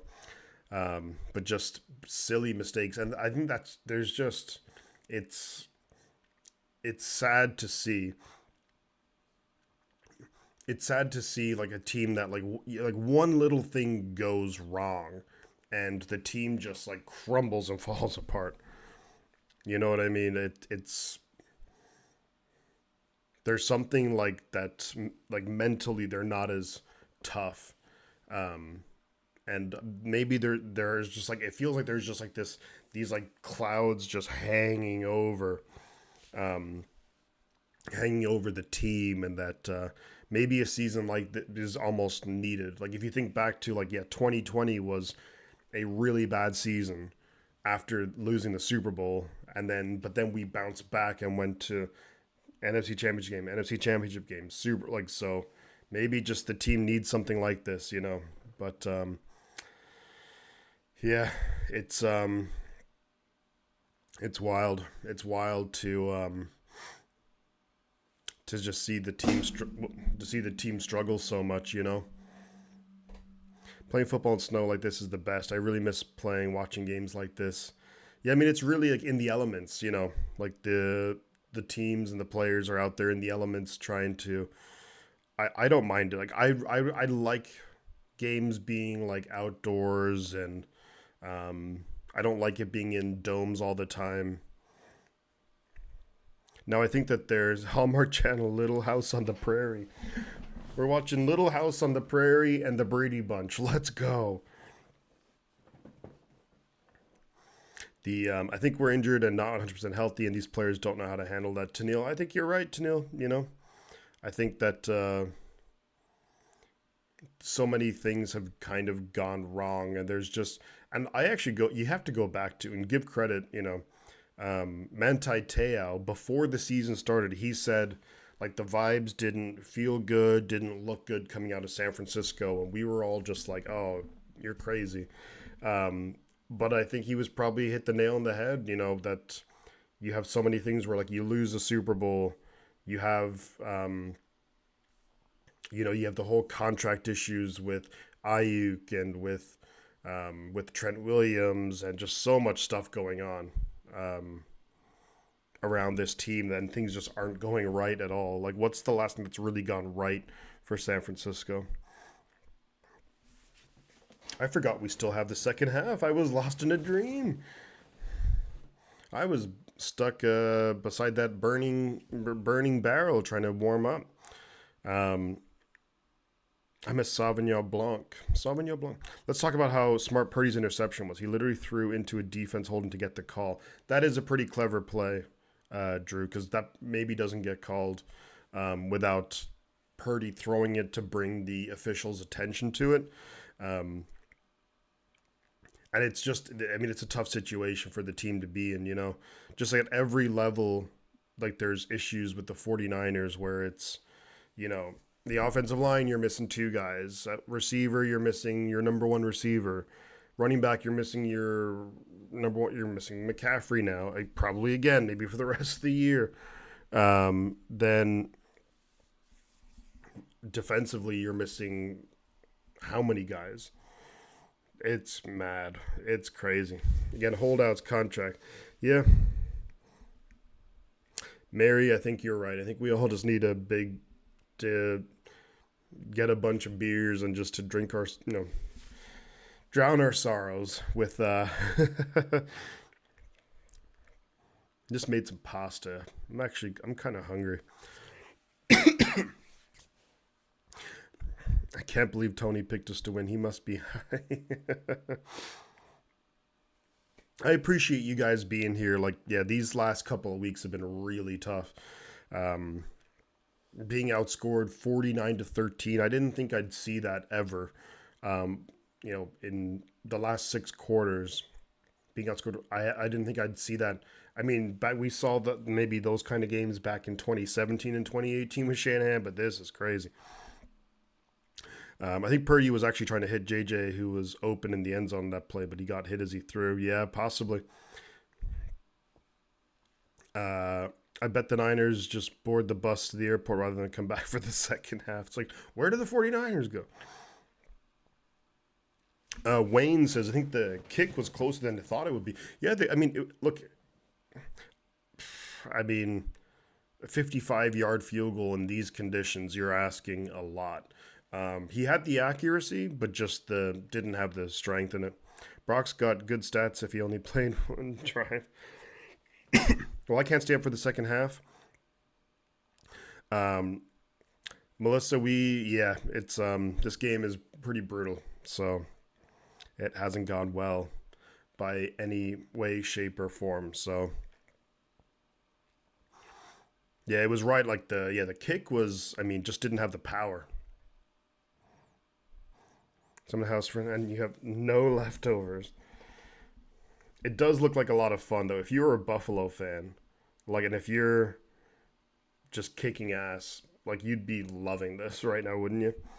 At this point, let's roll out a few snowmen and sub them in for our D-line. You probably wouldn't notice, Wesley. You'd be like, Spaghetti, tomato sauce, pecorino cheese, pasta water, pancetta. Lovely. Lovely. Sounds tasty. Yeah, just a real tough outing.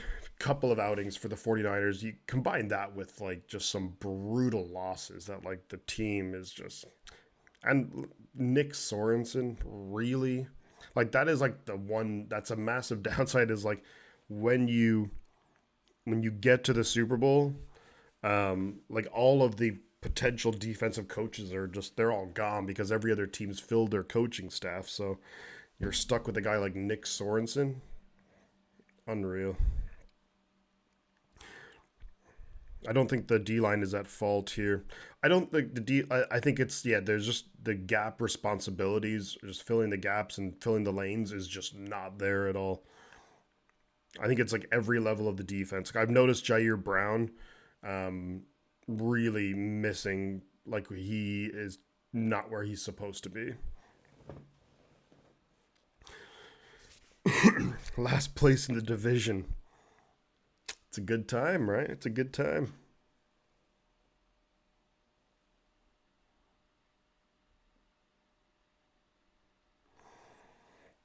Super disappointed in Ward. Yeah, Mooney Ward, just not a good year for Mooney Ward, if we're being honest. And look, it's definitely difficult, for him. Um, Coming back is, from what happened is obviously really tough. But before he went out, he was not playing well. Nowhere near the level of like Mooney Ward is like, you're talking like Pro Bowl caliber play the last couple of years, and this year from the get-go it just hasn't been good. You know, um, and look, I don't want to say that the players don't care, don't but it's the other teams are just they're just more effort. They're just out hustling the team. Keith Jair Brown, another third round bust, and we traded up for him. Damn. He hasn't been great. And he was one of those guys that you were kind of hoping would take that step. Because when you think back to last season, like he made some plays. He got beat pretty badly too as well at times. But like made some plays, like had a number of interceptions, had the interception in the Super Bowl. And then you look at this year, I thought he'd take that next step, like continue to be a playmaker, but also, be in the right place at the right time a lot more often. Make the plays that he needs to make, but that just hasn't happened. When does Huff and Greenlaw come back? When are they due back? Greenlaw is practicing, so he might be back in the next week or two. I don't know about Hufanga. They're showing the first half replay, so I'm getting another drink. That's a good idea, Drew. Yeah, Mooney Ward has been, and I'll reserve judgment.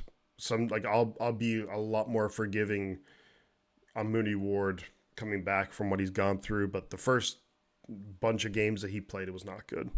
Well, shoot, Shifty Purdy got injured trying to make up for shortcomings. He played. Yeah, look, I'm not questioning. I think a lot of players do care. They're putting in effort. It's 59. My math is all off. 59-13 we've been outscored in the last 6 quarters, which I never thought I'd see with Kyle Shanahan and John Lynch and these players. Like, I never thought I'd see that in a 6-quarter span. Just unbelievable. Don't bring Greenlaw back. No need. Season is over. I think that, depending on how the next couple of games go, I think that you could start seeing guys getting shut down. Sustainment TV, thank you for subscribing to the channel. Nathan, how are you, buddy? Yeah, long time no see, man. Hopefully all is good with you, dude. Let's get some points. So we're starting at the second half.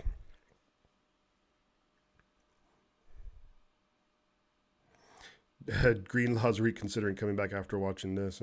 So the kickoff is taken by Debo Samuel. Gets up to the Debo's going. Debo down to the 50, breaking tackles into Buffalo territory.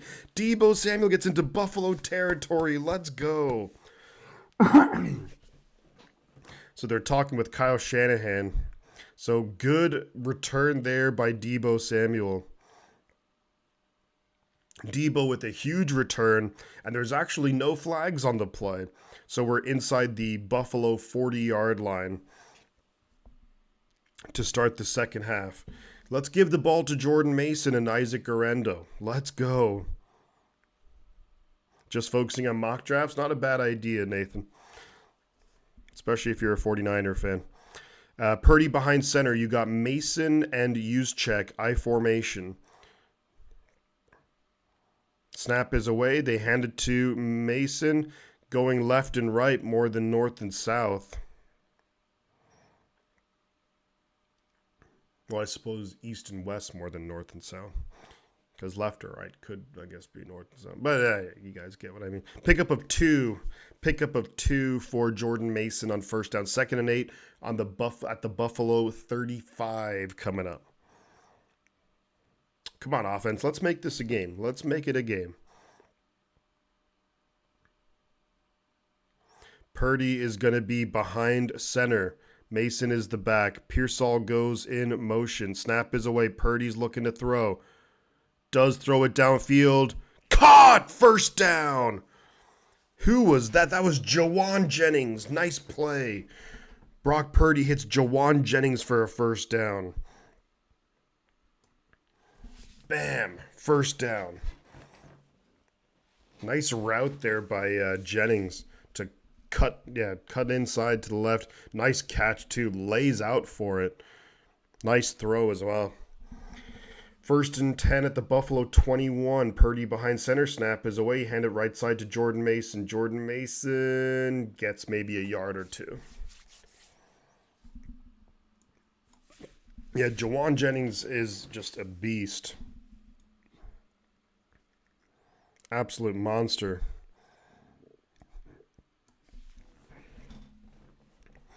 Second and 7. So that was a pickup of 3 on first down. So you have Kittle, Juszczyk, Pearsall.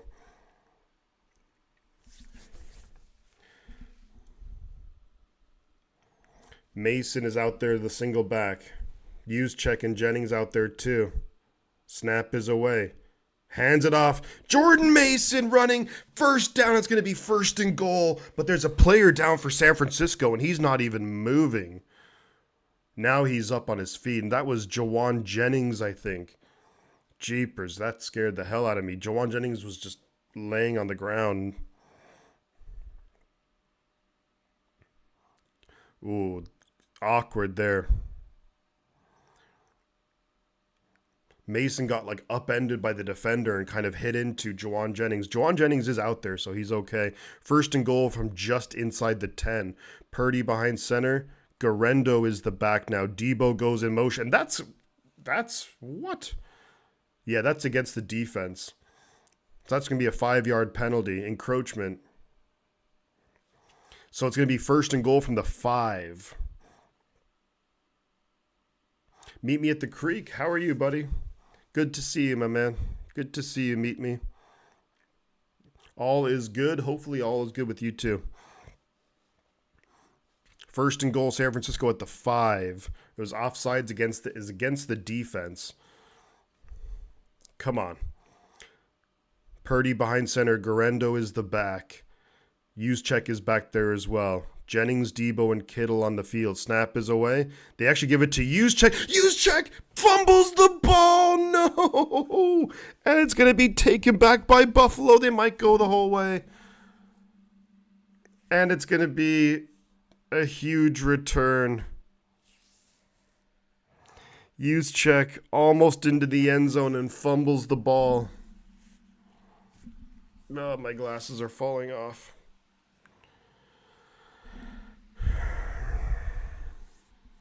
Returned back to the 49ers 40-yard line. Unbelievable.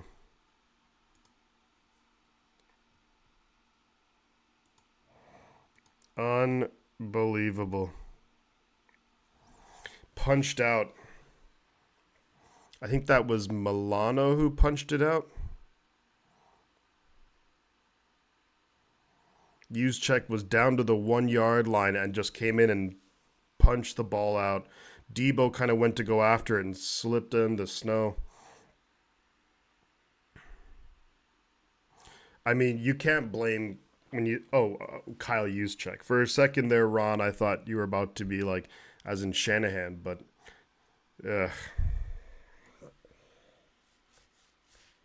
This season. This freaking season is unreal. I don't know what to tell you guys. I don't know what to tell you. Can't make it up. Can't make it up. This is the 2024 San Francisco 49ers. How to tank without making it look like you're tanking, says Nick. Just crazy, isn't it? Isn't it? Like everything that can go wrong. Everything that could go wrong has gone wrong. Like this game is like a microcosm of the whole season. Penalties, injuries, terrible in the red zone. Just ridiculous. Ridiculous. No, I mean, Ron, you can't go after Kyle Shanahan for that. He gave the ball to Juszczyk at the 5 yard line. He got to the 1 and then he punched the ball. Like you blame Kyle Juszczyk for not hanging on to the ball.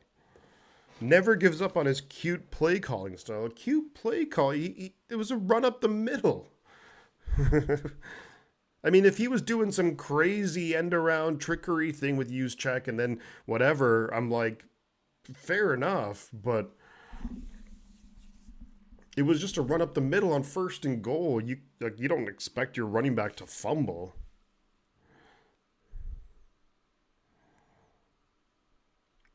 I mean, to say like they've had success in this game running up the middle.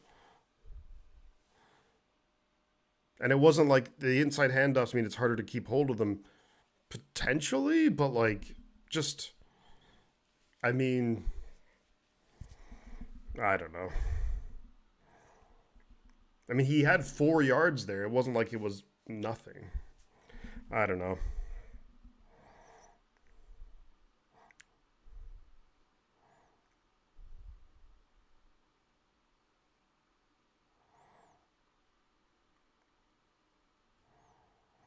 I mean, if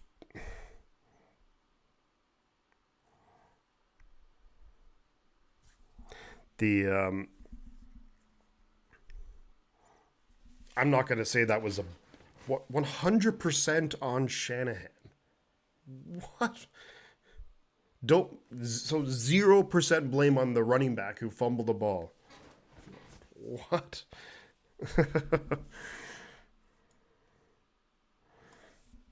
This, like, I mean, I I don't know. I can't agree with that.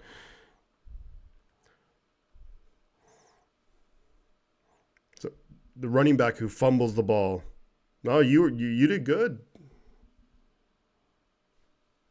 And they've run this play, I don't know how many times it used check over the years.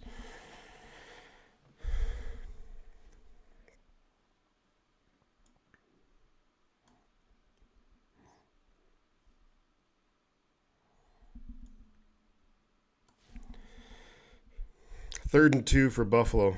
Playing in the snow is different. So you never hand up the ball up the middle then. Like, I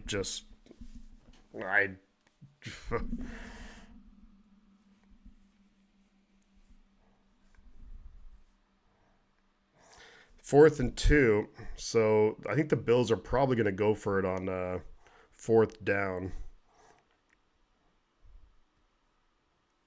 I just 100% on Shanahan. That makes zero sense.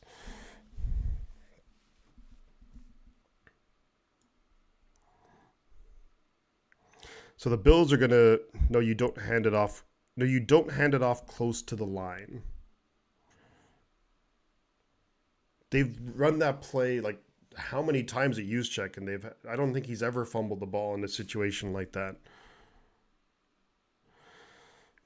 Okay. And it wasn't because he had the ball for seconds. It wasn't like he immediately got the ball, never held it properly, and that's because like Juszczyk had the ball for seconds. It wasn't a matter of he didn't have time to get a hold of the ball.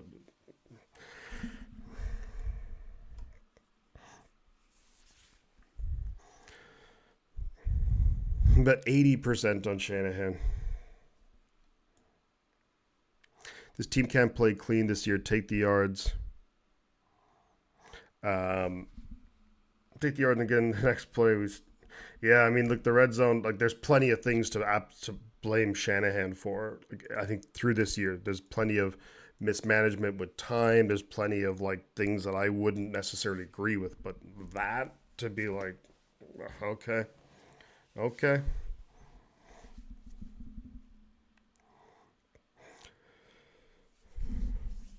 Well, I think that, Mac, I think you make a point there that if I were the 49ers, that I would bring in like an offensive mind to like challenge or to like I think Shanahan maybe has too much control of the offense where like I think you bring in an offensive mind who can like give different perspectives on how to like if things aren't working it's like no we need to try this or we need to adapt and evolve the offense like 100% I agree like and but it's technical detail lost on folks who've never won games in the snow. Okay.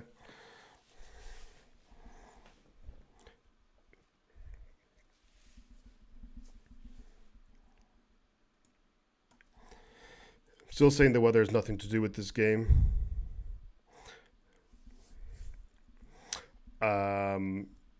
Not me. Does Kyle Shannon take any accountability in post-game press conferences? I don't often hear it if he does. Um, yeah, I mean, I think that I feel like I hear him kind of say like, "Oh, everyone kind of." Yeah, I don't know.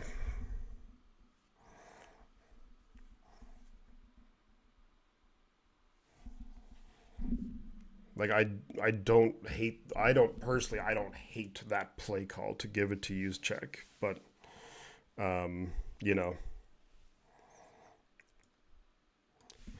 I'm not saying that he would abdicate play calling. I don't think Shanahan, as long as Shanahan's your head coach, he's calling the plays. But I think to bring in someone on the offensive, and you could hire someone as an offensive coordinator just to give different perspective and things on the team.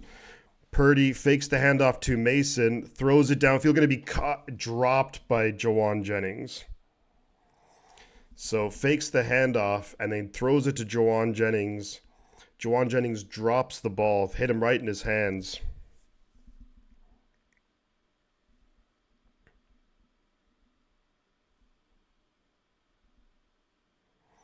And Jawan Jennings dropped it. That was probably Shanahan's fault too, I assume, right?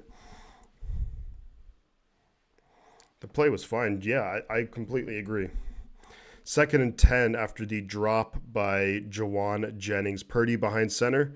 Hands it off to Mason and gets nowhere. Gets stuffed. So it's going to be third and maybe 9.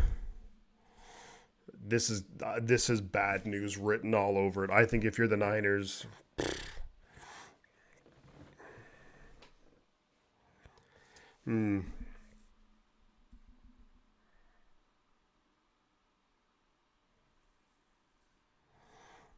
they had success with the inside handoffs though. They were running the ball up.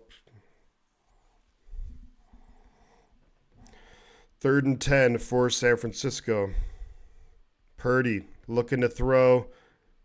Kittle drops it and almost intercepted. So there's 2 drops on that. And they hit him right in the hands.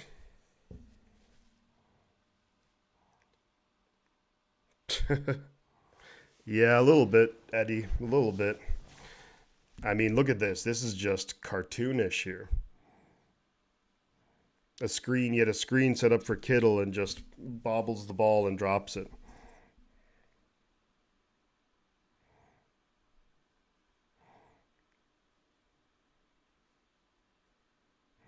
Drew, I think you should be the offensive coordinator.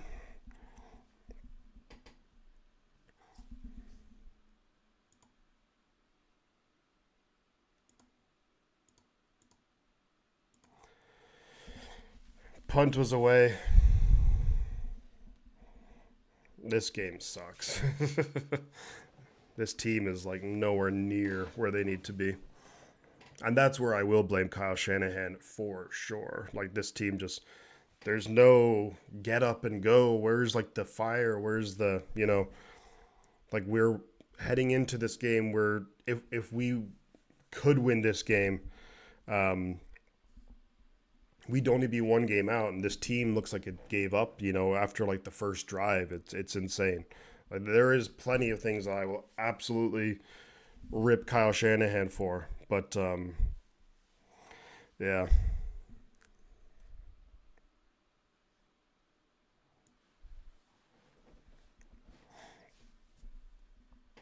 we need to turn over bad, says Ron. I agree. I agree. But even then, this offense seems so out of sync, and it hasn't it felt that way like all season long. Like one thing, look, and I am certainly no offensive coordinator. I'm not the guy who knows all the ins and outs of X's and O's, and this coverage will do this, but like in that sense, I'm much more of like the casual fan. But all year long, it just seems like the offense never really like what's like the game this season where the offense was just clicking, where it felt like it was relatively easy. I don't know. I don't know what was the game where like from the get go, and maybe it's a case of like, of course IU coming in late to camp. Same with Trent Williams, McCaffrey unexpectedly just being out for half the season. Um, and we need we need three turnovers to kneel. Oh, I think we need about four. Let's give us four, and we maybe have a shot. The 49ers have officially lost their mojo. I think for this year, I think, yeah, this season yeah, I do agree this season that they just haven't, um, it hasn't gone well at all. But I think like the Niners were moving the ball well. Um, then it's just like a play here, a play there, like McCaffrey loses 5 yards. Then there's a delay of game, and then and here I was laughing at Dallas. This season we don't really get the. I mean, we did beat Dallas, so we can always laugh at Dallas. That's something. But the whole team is a wreck, says Sherry. Yeah, it's not great. So Buffalo have the ball at the Niners 44. Ray Davis up the middle, inside handoff.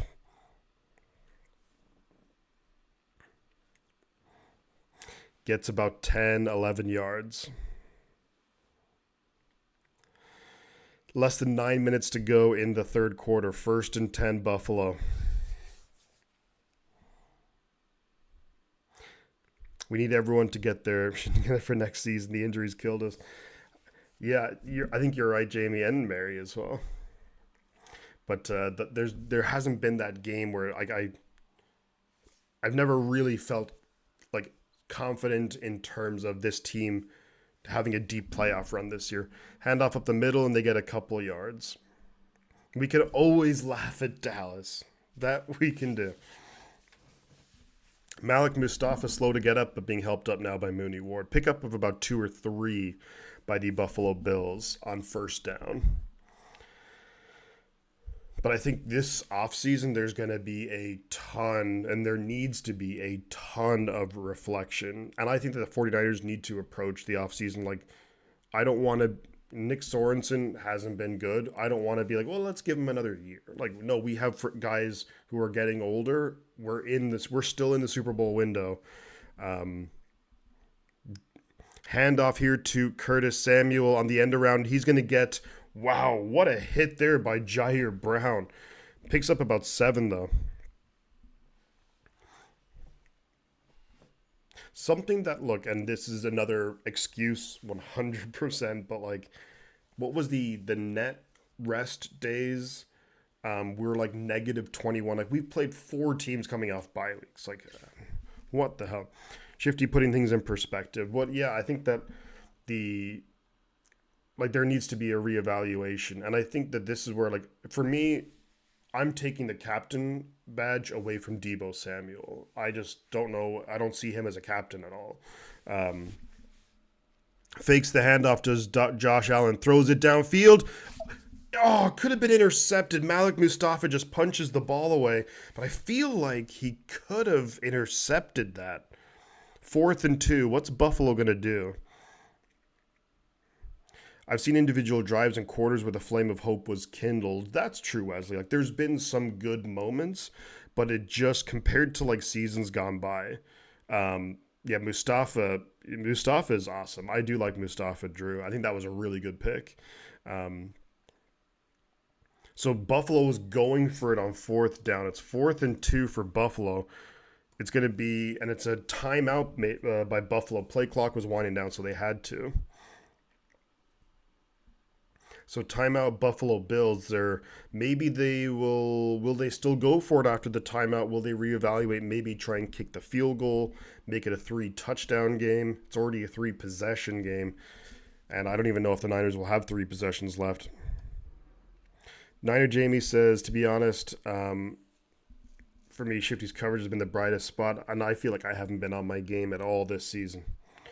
Compared to like the last couple of years, I feel like my coverage, I appreciate that, Niner Jamie, but I feel like my coverage hasn't been nearly as good as last couple of years. But, you know, brutal. Some of the games are brutal. Oh, heck yeah, Shifty always shows up. QB power coming up. Yeah, watch out. I think Josh Allen's going to take it. So they are going to, every time something good happens, something worse happens. It's like we take a step forward and then it's like 2 steps back. 4th and 2 here. Watch out for the Josh Allen quarterback draw. He's in the shotgun, back to his right. Receiver in motion. Snap is away. Niners they blitz, and is wide open is Khalil Shakir, and that's going to be a huge gain. I'm more of a Shifty fan than a Niners fan. Thank you.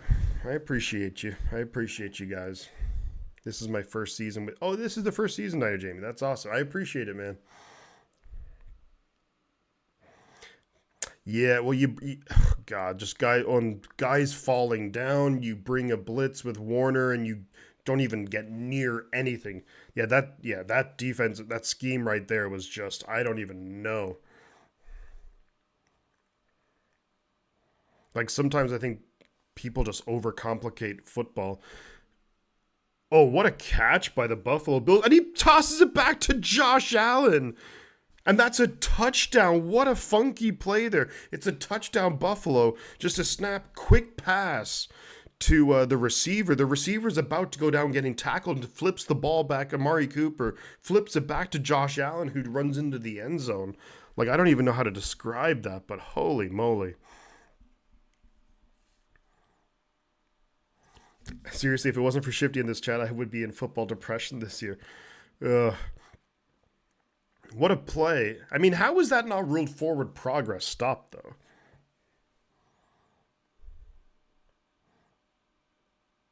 That was disrespectful. What a play by the Bills. I mean, what a weird play, but it worked out for him. This is the kind of thing that would never work for San Francisco. But bad tackling again, yeah. 28-3. Like, the just a wild play, though. Guys, I'm going to be right back. I'm going to use the restroom.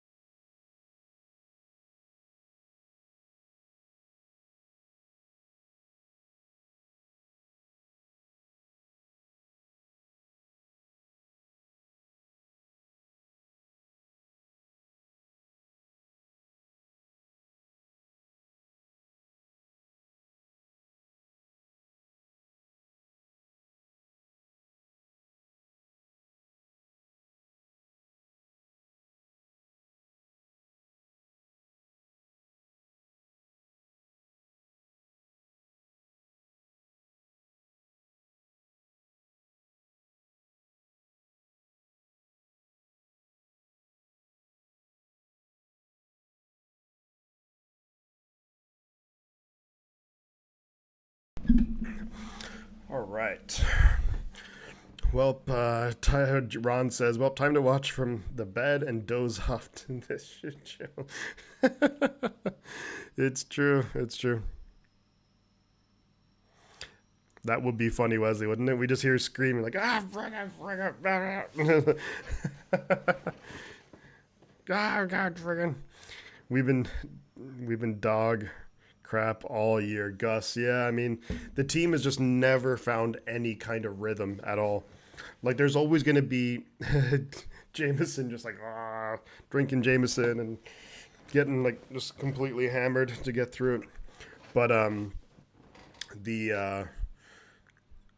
was going to say, yeah, we've just never, ever gotten to any kind of rhythm. Like, in every season, there's going to be ups and downs, ebbs and flows, but this season it's just nothing's been easy at all. And even like offensively, like I just never been in any kind of rhythm. Kickoff is away, and it's going to be taken by Debo Samuel, who's going to... Debo's got a lane up it past midfield, so some good returns in this game by Debo Samuel. And he actually does look pretty good there. Pretty speedy. I just don't know when he gets the ball on offense. He just can't run like that. What a wild play, though. But I just don't know how that wasn't forward progress stopped either.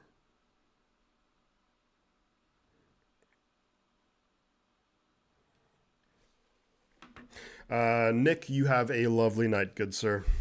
Super Bowl hangover and injuries, yeah. 1st and 10, San Francisco at the Buffalo 48. We hand the ball off to Jordan Mason, who... Nothing on first down. Come on, guys. We're only down 25 to Buffalo in a snowstorm. What a ridiculous touchdown. I mean, how is that not forward progress, though? Ashton, how are you? Good to see you.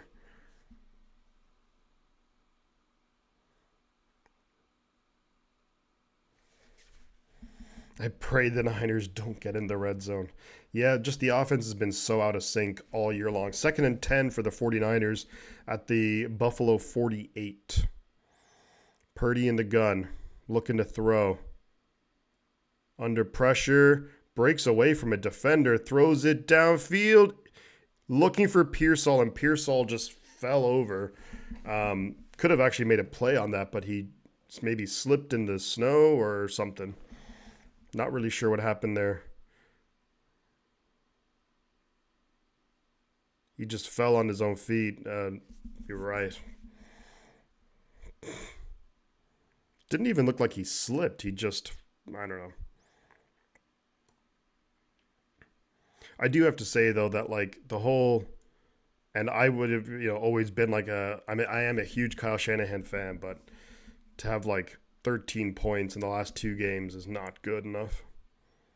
Purdy throws it to Debo, who gets about maybe 5 yards, so it's going to be 4th and 5. I think you have to go for it here. It's like 4th and 5, maybe. Well, even if we don't score again, at least it wasn't a shutout. Correct. We did score some points. Yeah, 4th and 5 for San Francisco at the Buffalo 43. A lot of Niner fans there. So it's good to see the Niner faithful showing up in Buffalo. But it's a shame they haven't seen a good performance.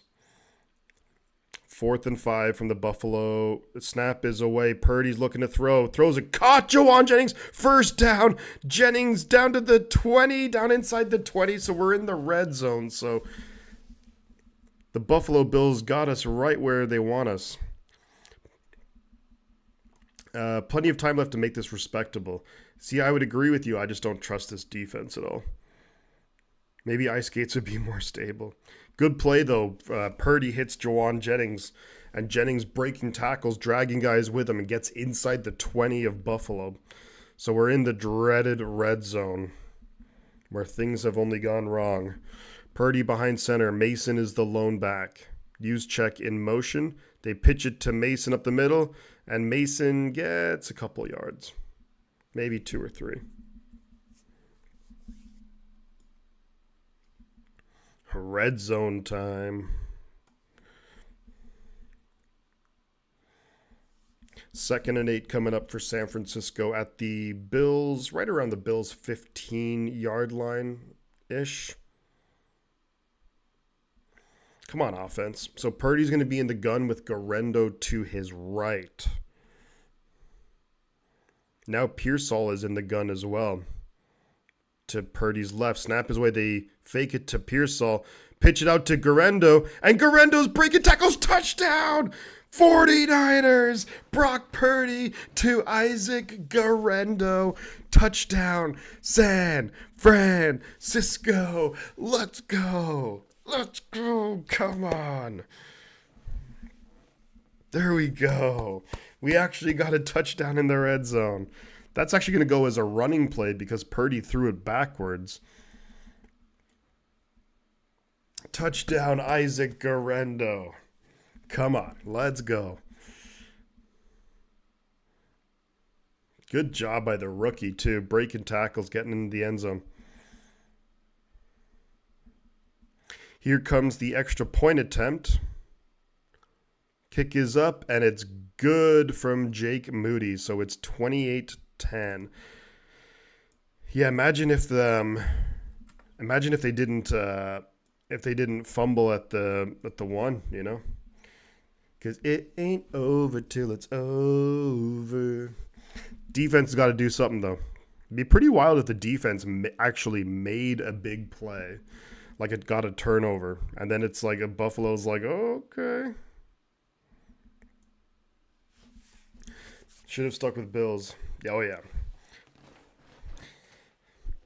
Yeah. I mean, if I was a betting man or what have you, I definitely would not have picked San Francisco in this one.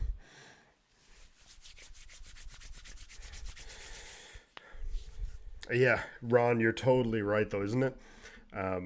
This season is just a matter of like what like it, and it's the margins are so close that like you think back to like that crazy Rams game, you think back to the Cardinals game where our kicker gets hurt, you think back to the Seahawks game a couple weeks ago, and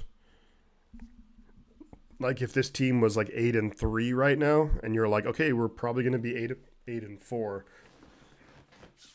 But maybe you guys coming back healthy, that would be completely different. But yeah, let's get a pick 6. Let's do it.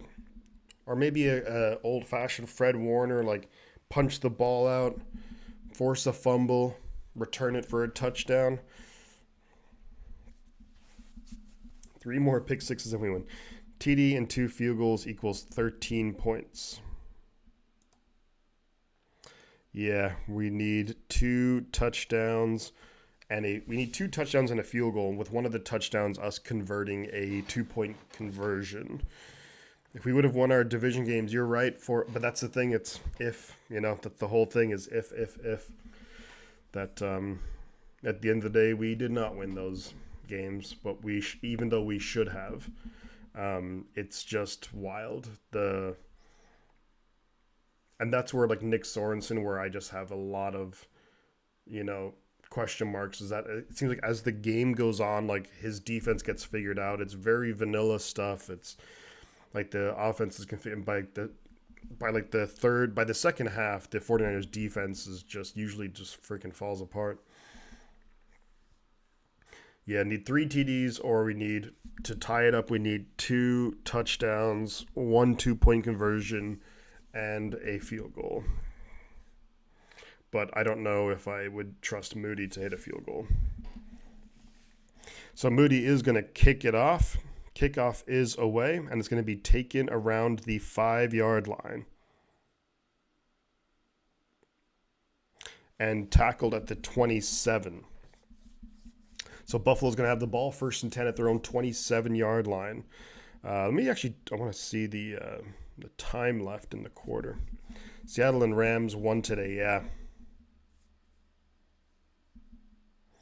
Yeah, Josh Allen grew up a big 49ers fan, and how awesome would that have been if we somehow were able to get Josh Allen in that draft?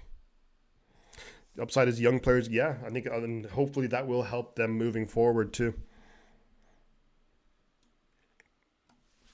So 1st and 10 for Buffalo at their own 27. Josh Allen behind center.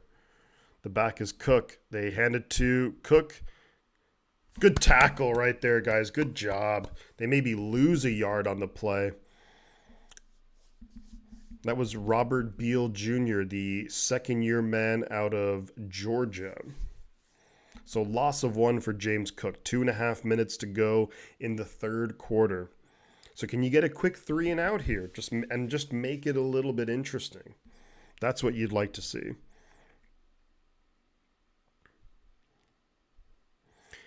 Now Josh Allen's going to be in the gun. James Cook to his right. 3 receivers and a tight end. Snap is away. He's looking to throw. Throws it quick. Going to be caught. Picks up about maybe 4 or 5 yards. So it's going to be 3rd and maybe 6. 3rd and 6. Is Warner on the field? Yeah, but he hasn't really done it. Warner hasn't done anything in a couple of months. And he has a broken bone in his foot. So it's harder for him to kind of do his thing that he normally does. Yeah, Goff grew up a Niner fan. Josh Allen grew up a Niner fan. 3rd and 6. This is a big play for the defense. Allen in the gun. Niners showing pressure.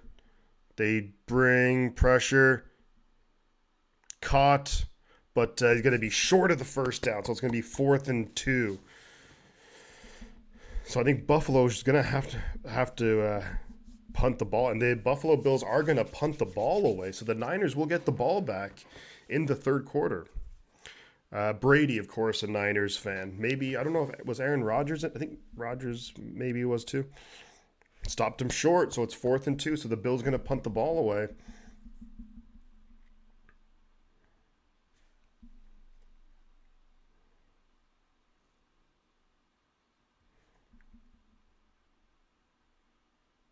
Snap is away. Punt is away.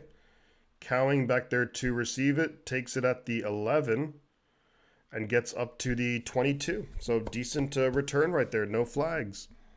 So there's 29 seconds left in the third quarter. Let's see if the 49ers can get a big play here before the end of the third and maybe just put a little pressure on Buffalo. Imagine if the Niners drafted Aaron Rodgers and then Josh Allen. Holy smokes, that'd be something, wouldn't it? I'm starting to be impressed by Niners special teams this game. The special teams, I will say, outside of Jake Moody's, the 55-yarder in these conditions, you can't, I don't think you can expect him to make that. But the earlier field goal missing was bad. But beyond that, punt coverage, kick return coverage, the kick returns that we've had, pretty good. So, Rice, Montana, Young, Owens, what's not to love? True. 29 seconds left to go in the third quarter. Niners offense going back to work after a touchdown drive on the last drive.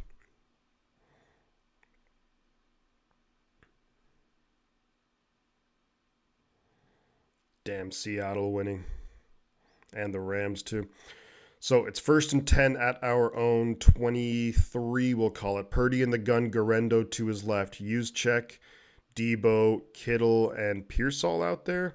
Purdy is looking to throw. Throws it downfield. Almost intercepted. Looking for Jennings, but incomplete. Ball falls incomplete. And next in line of greatness, Brock Purdy, maybe. Tom Brady as a teenager was in the stands for the catch. The greatest play in sports history.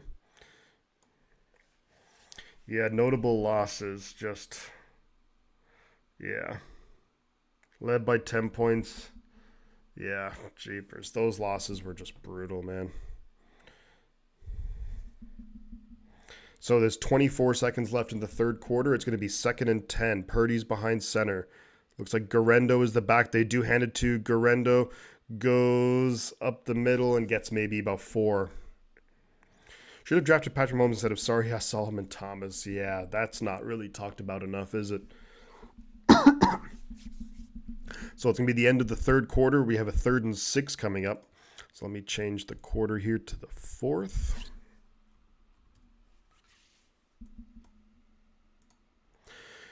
Yeah, that's not talked about enough, is it? The fact that We could have drafted Patrick Mahomes. Can you imagine Shanahan with Mahomes all these years? God. I shouldn't do this to myself. Imagining things like that would be just if you had Shanahan coaching Patrick Mahomes. Unbelievable. So it's going to be 3rd and 6 when we come back starting the 4th quarter. Niners need to pick up the first down here. I think that you're in 4-down territory. I mean, screw it. Like, why not? But I think maybe you try and set up a screen pass. Just keep something simple. I think, something that Drew said, I think it's like something simple that's easy to execute. Nothing too crazy, Just got to get the first down. Dang, Jennifer Garner's getting old. She is. Still looks good, though.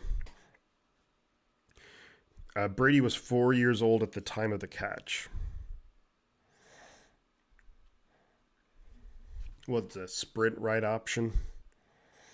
Yeah. They might have lost 4 Super Bowls instead of just 2. Maybe you're right. Maybe you're right, Christian. Is Mason hurt now too? I don't think so. Maybe they're just trying to mix it up and with between Mason and Garendo. Yeah, we all are. That's a good point, Beige. I'm definitely getting older, and this season, the last few years of 49ers football has made me age like 10 or 15 years. I love the teams that we've had over the last few years and getting as far as we did, but some of those losses are just ugh. Let's bring Rice and Montana in off the sideline. That's possible. Couldn't hurt, Wesley. Couldn't hurt. I feel like Jerry Rice could go out there and still have a few catches and, make some defenders look bad.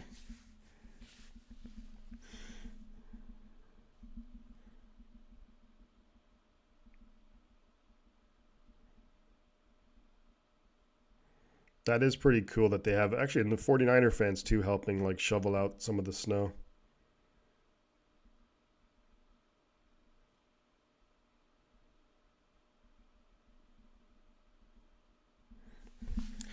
The GOAT.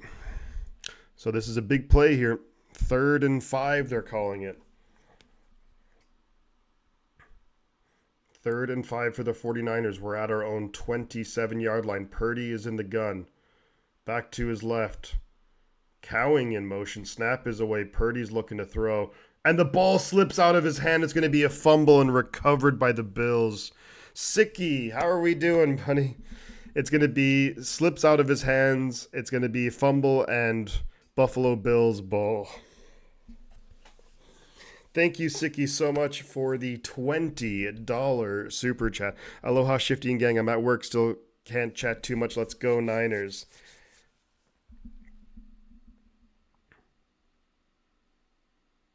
Oh, God.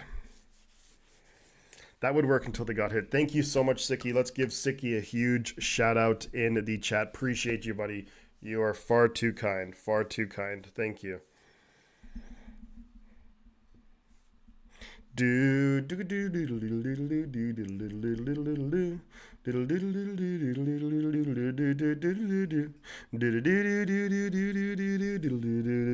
you go, Stubby.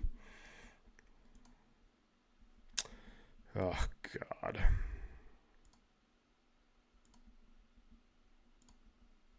First and 10, Buffalo at the 49ers 25.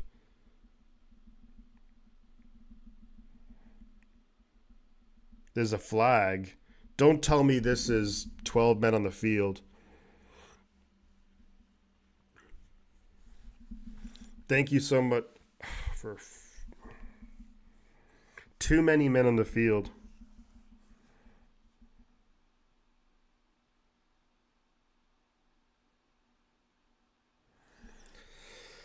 Unbelievable.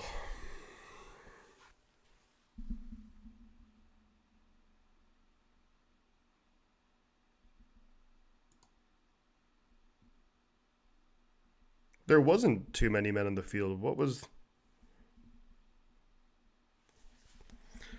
No, it's still 1st and 10. So they actually didn't have. I have autograph from 80 to Jamie and her dad because coworker got it. We couldn't remember his name. That's awesome. Lucky you, Jamie. That's very cool.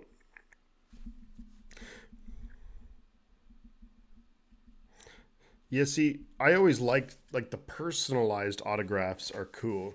Um, I never understood really like going online and like buying an autograph. Let's say if it was just like a Jerry Rice autograph something.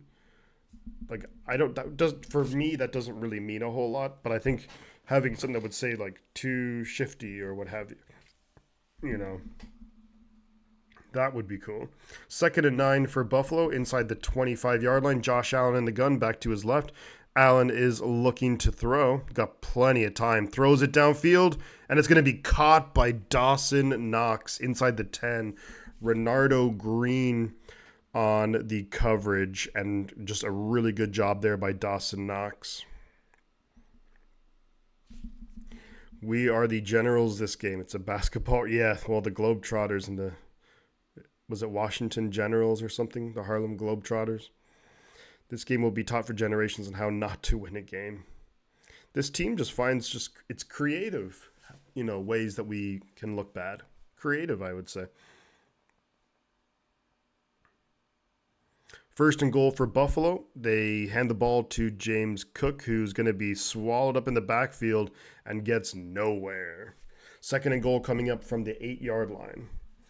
Are we winning yet, Tennille? We're not, unfortunately. I don't know when we ever will win. That's awesome, Niner Jamie, though. Very jealous of having a personalized autograph from Jerry Rice. He is the best to ever do it. 2nd and goal here for Buffalo. From the 8-yard line. Allen's in the gun. He's got Cook to his right. Receiver goes in motion. Snap is away. He's looking to throw. Allen's going to maybe run for it. And Fred Warner can't make the tackle. And that's a touchdown. Josh Allen. Damn. Ugh.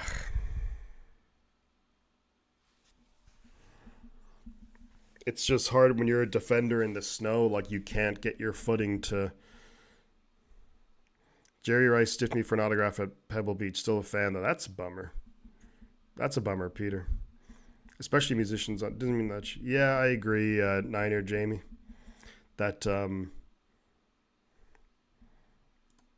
frickin' hell, man. Look at this score. We could potentially go back-to-back losing 38-10. That would be interesting. Oh, did they miss the field goal?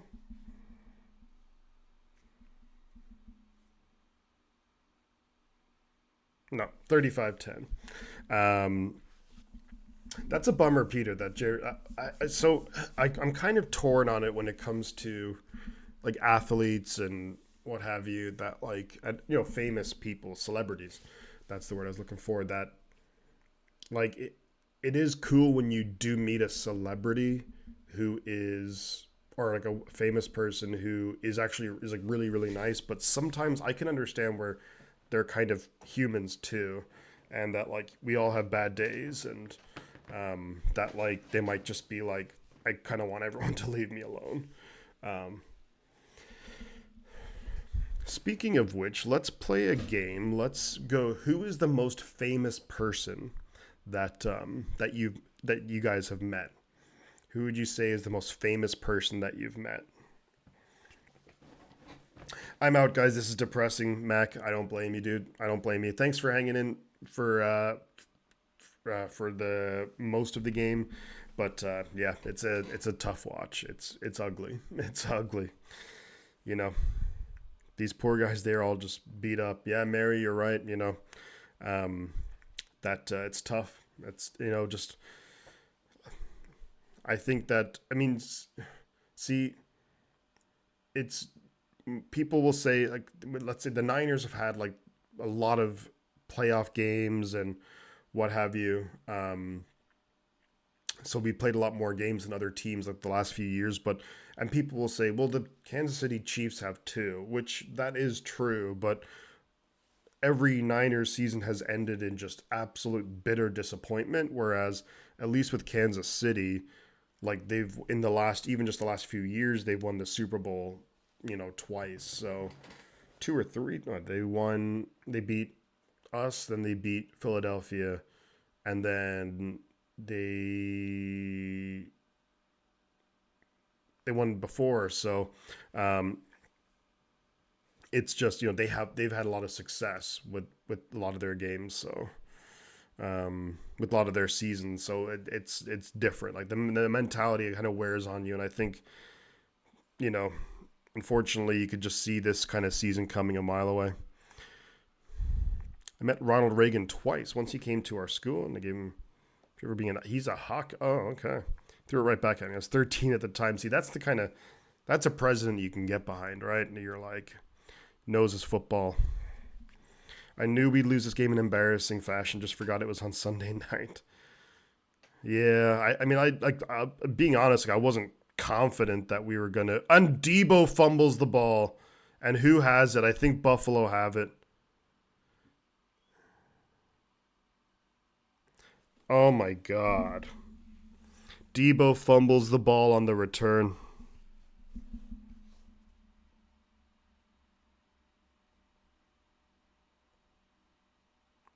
Yeah, they beat us twice in the Super Bowl. Like they've won like Super Bowls. So Kansas City, although they're constantly in the playoffs and they're having to play extra games, at least three times they've won it all. So whereas every time we've gone there, we've just lost in bitter defeat. Unbelievable. So Buffalo gets the ball back.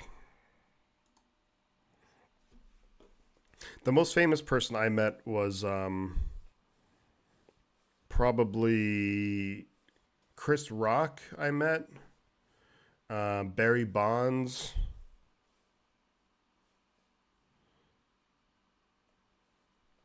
Who else?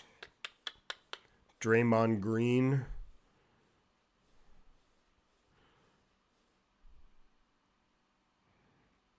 At least he's not beating up his teammates. Yeah, see, that's the thing. Like at the time, and if you go back to that stream against like the Buccaneers game, like I don't, I don't blame Debo Samuel, the player, for getting really upset with his. I don't blame Debo Samuel, the player, getting upset with Jake Moody and stuff because there was a lot of missed field goals that were brutal that could have cost us that game. But when you're the captain as well, that's the difference. Like when you're the captain, you have to be like as a player, fine. But I think that I don't know. That's the way to handle it being a captain. The most professional person I met in baseball was Brandon Crawford when he was on the Giants. That's awesome. Brandon Crawford, he just retired a Giant just a couple of days ago. Um, yeah, Brandon Crawford, what a grew up going to Giants games um, at Candlestick Park, which is awesome. J. Frank Parnell played blackjack with Ricky Henderson. Wow. Mr. Stolen Bases. Ricky Henderson. I met Pat Morito, Mr. McGee, Mr. Miyagi, Mr. McGee, Mr. Miyagi from karate. That's cool. We were oh my God. That's a hilarious story, Wesley. Peeing, you're in the bathroom and you're beside Mr. Miyagi. Wow, that is hilarious. It's such a, that's so random. Oh my God. That's so wild. Uh, Imagine you're just like you're in the bathroom and you're at like the urinal and you're peeing and you just like you look you see there's Mr. Miyagi. It's like, oh, oh God, that's funny. I know a bunch of Olympians. That's cool, Stu. Debo put his hands on another player for what? Yeah, can't get down with that. Wax on. I understand there's frustrations as players, like that if when someone's screwing up, but that you get like really annoyed and pissed off. But like if you're the captain, you can't do that. 1st and 10, Buffalo. Backups are in for Buffalo, by the way. Did you wax on or wax off? Yogi Bear at the airport in Sacramento. That's cool. Holding on the offense against Buffalo. I mean, doesn't really matter at this point. Taught Eddie Arnold, his wife, how to play Galag. Okay. He was taking a connecting flight to hang out with the grandkids. His handshake was line iron. Yogi Berra, the great catcher for the New York Yankees.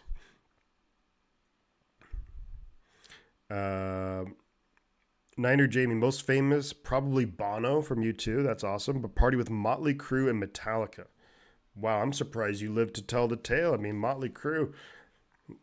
You ever, like, Tommy Lee and those guys, Vince Neil, just like the amount of, like, drugs and alcohol. Holy smokes. I can't believe that so many of them are still alive. Handoff to Ray Davis, who gets pretty good yards there on the 1st and 20. Pat Marito. Yeah, legend. Absolute legend. Danielson. Like iron. Oh, his handshake was like iron. Yeah, that makes sense. I mean, if you're a catcher, too, like, he was probably, but, like, even just, yeah. There's a weird picture of me giving a hug to Biz Markey. Super nice guy, yeah. Met Vince Neil, among other rock luminaries, at an underground rock warehouse of Sunset where Guns N' Roses played. 2nd and 12 here for Buffalo. There's 11 minutes. I missed it. How'd the Bills get the ball back? Debo Samuel fumbled on the kickoff return.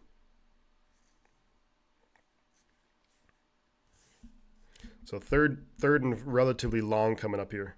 Met the Big Show at the Atlanta airport on my way to Korea in 99. Well, it's the Big Show. Metallica, Motley Crue. Yeah, that must have been some freaking party. Holy moly. Marty McFly. So Michael J. Fox. He told me not to watch the 49ers 2024 season. That's funny. That is funny.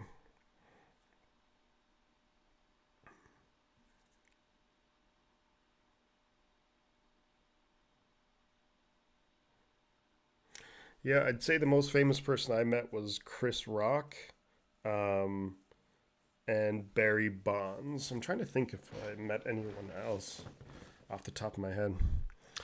When I was deployed to Afghanistan in 2009 to lunch with Toby Keith. Didn't know who he was. Also had lunch with Secretary of Defense Mattis. And then was naked with...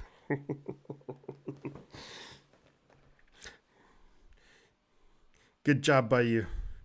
Good job by you, Drew. Good job by you. This is hilarious. In a sauna with Norwegian Army. Holy moly. That is crazy. But thankfully he did give you the sports almanac, so you already knew that.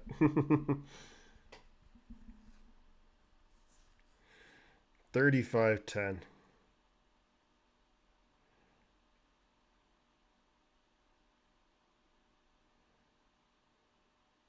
Trubisky gets sacked by Yetur Gross Matos.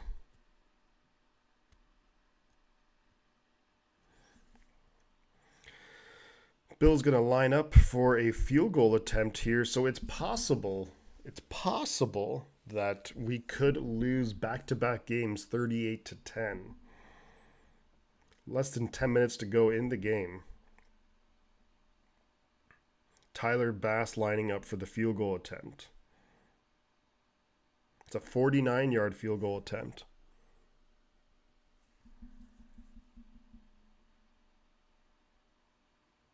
He misses it.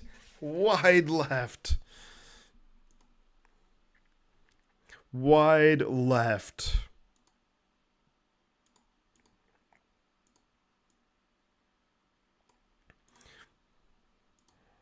So we will get the ball back. There's 9:34 left in the game. I'm going to see how this drive goes, and if it goes the way things have been going, then might call it a night. Met Tam and Lipsy at the Iowa State University homecoming. That's cool. This game is like the Jake Paul, Iron Mike Tyson fight. It's okay. Next year we're finna be the scariest team in the NFL. Yeah, Nathan. Look, I'm never ever just. This is just how I am. Unless you can come up with the most extreme, crazy scenario of all time, I'm never gonna root for the Niners to lose. And I know that you're not saying that you are, but. With regards to like draft position and all that, like whenever I watch a Niner game, I want the Niners to win. Simple as that. I just see it as, look, I want us to win, but if we do lose, then looking at it as a silver lining, then you can be like, hey, at least we get better draft position. But yeah, I think we definitely need, there's a lot of retooling that needs to happen with the 49ers, and not going to be easy. Jim Ross and Stone Cold Steve Austin stopped by my brother's tailgate in Oklahoma. That's cool. That is cool, right? That is freaking awesome. Imagine you're at a tailgate at a college football game. You're drinking beers, you're eating food, and then all of a sudden, Stone Cold Steve Austin, you just get the beers and just go, psh, psh. Nah, that's what I would do. This has been a super long preseason. Can't wait for it. Yeah, Jim Ross, JR. Jim Ross and Jerry the King Lawler. Loved that combo. They were so good. Since Purdy ain't 100, we should sit him and let Josh. I'd be okay with that, Tennille. Let Josh Dobbs get some snaps. No harm.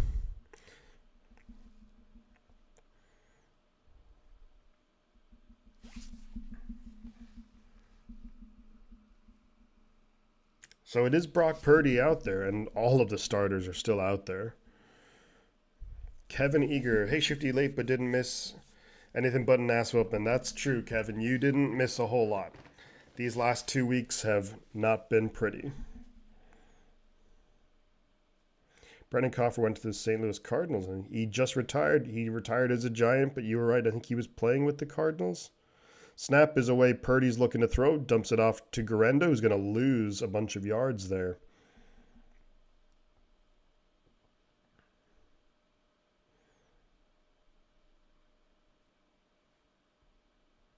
What must Kyle Shanahan be thinking? He's like, what is going on? Back-to-back weeks of just absolutely getting destroyed. Yeah, I would consider putting in the backups. I don't know why all these guys are out there. Purdy fakes and he gives it to Garendo, who maybe gets back to the line of scrimmage, possibly loses a couple yards. Should get some draft capital, maybe. 49ers with and without Trent Williams. There you go. It says it all right there, doesn't it? 49-28 compared to 3-7 without him. I don't think Jalen Moore's been god-awful, though, so. 3rd and 14 now. Purdy's looking to throw. Over the middle, incomplete, looking for Debo Samuel. Behind him, 4th and 14. Going to punt the ball away. Alrighty, folks. That's going to do it for me, guys. Sorry that this is the second consecutive week that we're ending the stream early before the game is over, but right now where I live, it's almost 4 in the morning, and I want to get some sleep, and this game is brutal. So I really appreciate you guys for hanging out. I really appreciate you guys for hanging out during this game. The last 2 weeks have been ridiculously, incredibly tough. Oh, there's a return here for Buffalo, and he's going to take it the whole way. It's going to be a kick. It's a punt return for Buffalo. There's a flag on the play, though. We'll have to see what the flag is.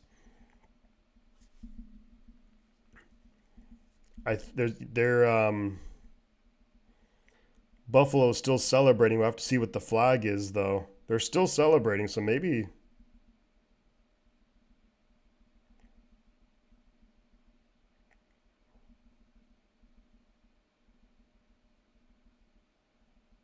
It's a holding against the return team. So there's no touchdown. There's no punt return touchdown. But so that's coming back. But holding coming back. So no punt return touchdown. But I appreciate all you guys for hanging out. This is the last 2 weeks have just been really tough.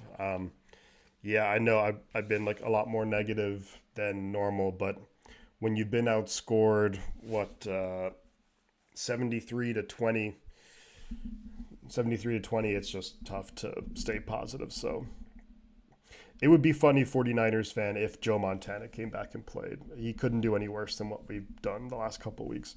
But I really appreciate all you guys for hanging out. It's tough, The team ain't right. The team just isn't right. Clearly, anyone can see that. But again, thank you guys for hanging out. Appreciate you. If I were to watch this by myself, I'd be miserable watching this. But you guys were super funny. Appreciate all the stories too, helping to get through the game. But yeah, guys, I'm gonna head on out of here. We have the Bears next Sunday, Chicago Bears at home. So when they're gonna have a new head coach, they have their interim head coach. So maybe we can get a win. Who knows? I feel confident. I feel more confident in that game than I have the last couple of weeks. But does that really mean much of anything? Probably not. So again, thank you guys so much for hanging out. I appreciate all of you. I appreciate all the support from Margaret for becoming a member, Sicky for the $20 super chat. For any new subscribers, appreciate you guys and appreciate all the chatting and whatnot. But yeah, just honest, Niner Jamie. Sometimes you just got to call it as you see it, And it has, when you lose 2 games in a row by a combined score of 73 to 20, there's not going to be much good that you can say. So, but thank you guys. You all have a good night or morning or wherever you're at. We'll be back next Sunday doing the Bears game. Hopefully there's a little bit more positive play from the 49ers, we'll say. So there we have it. But thank you guys. Appreciate you. We'll see you next week. And take care. Go Niners. Before I head out, I'm going to say 2 things. The butt counts. And I'll catch you guys on the flip side.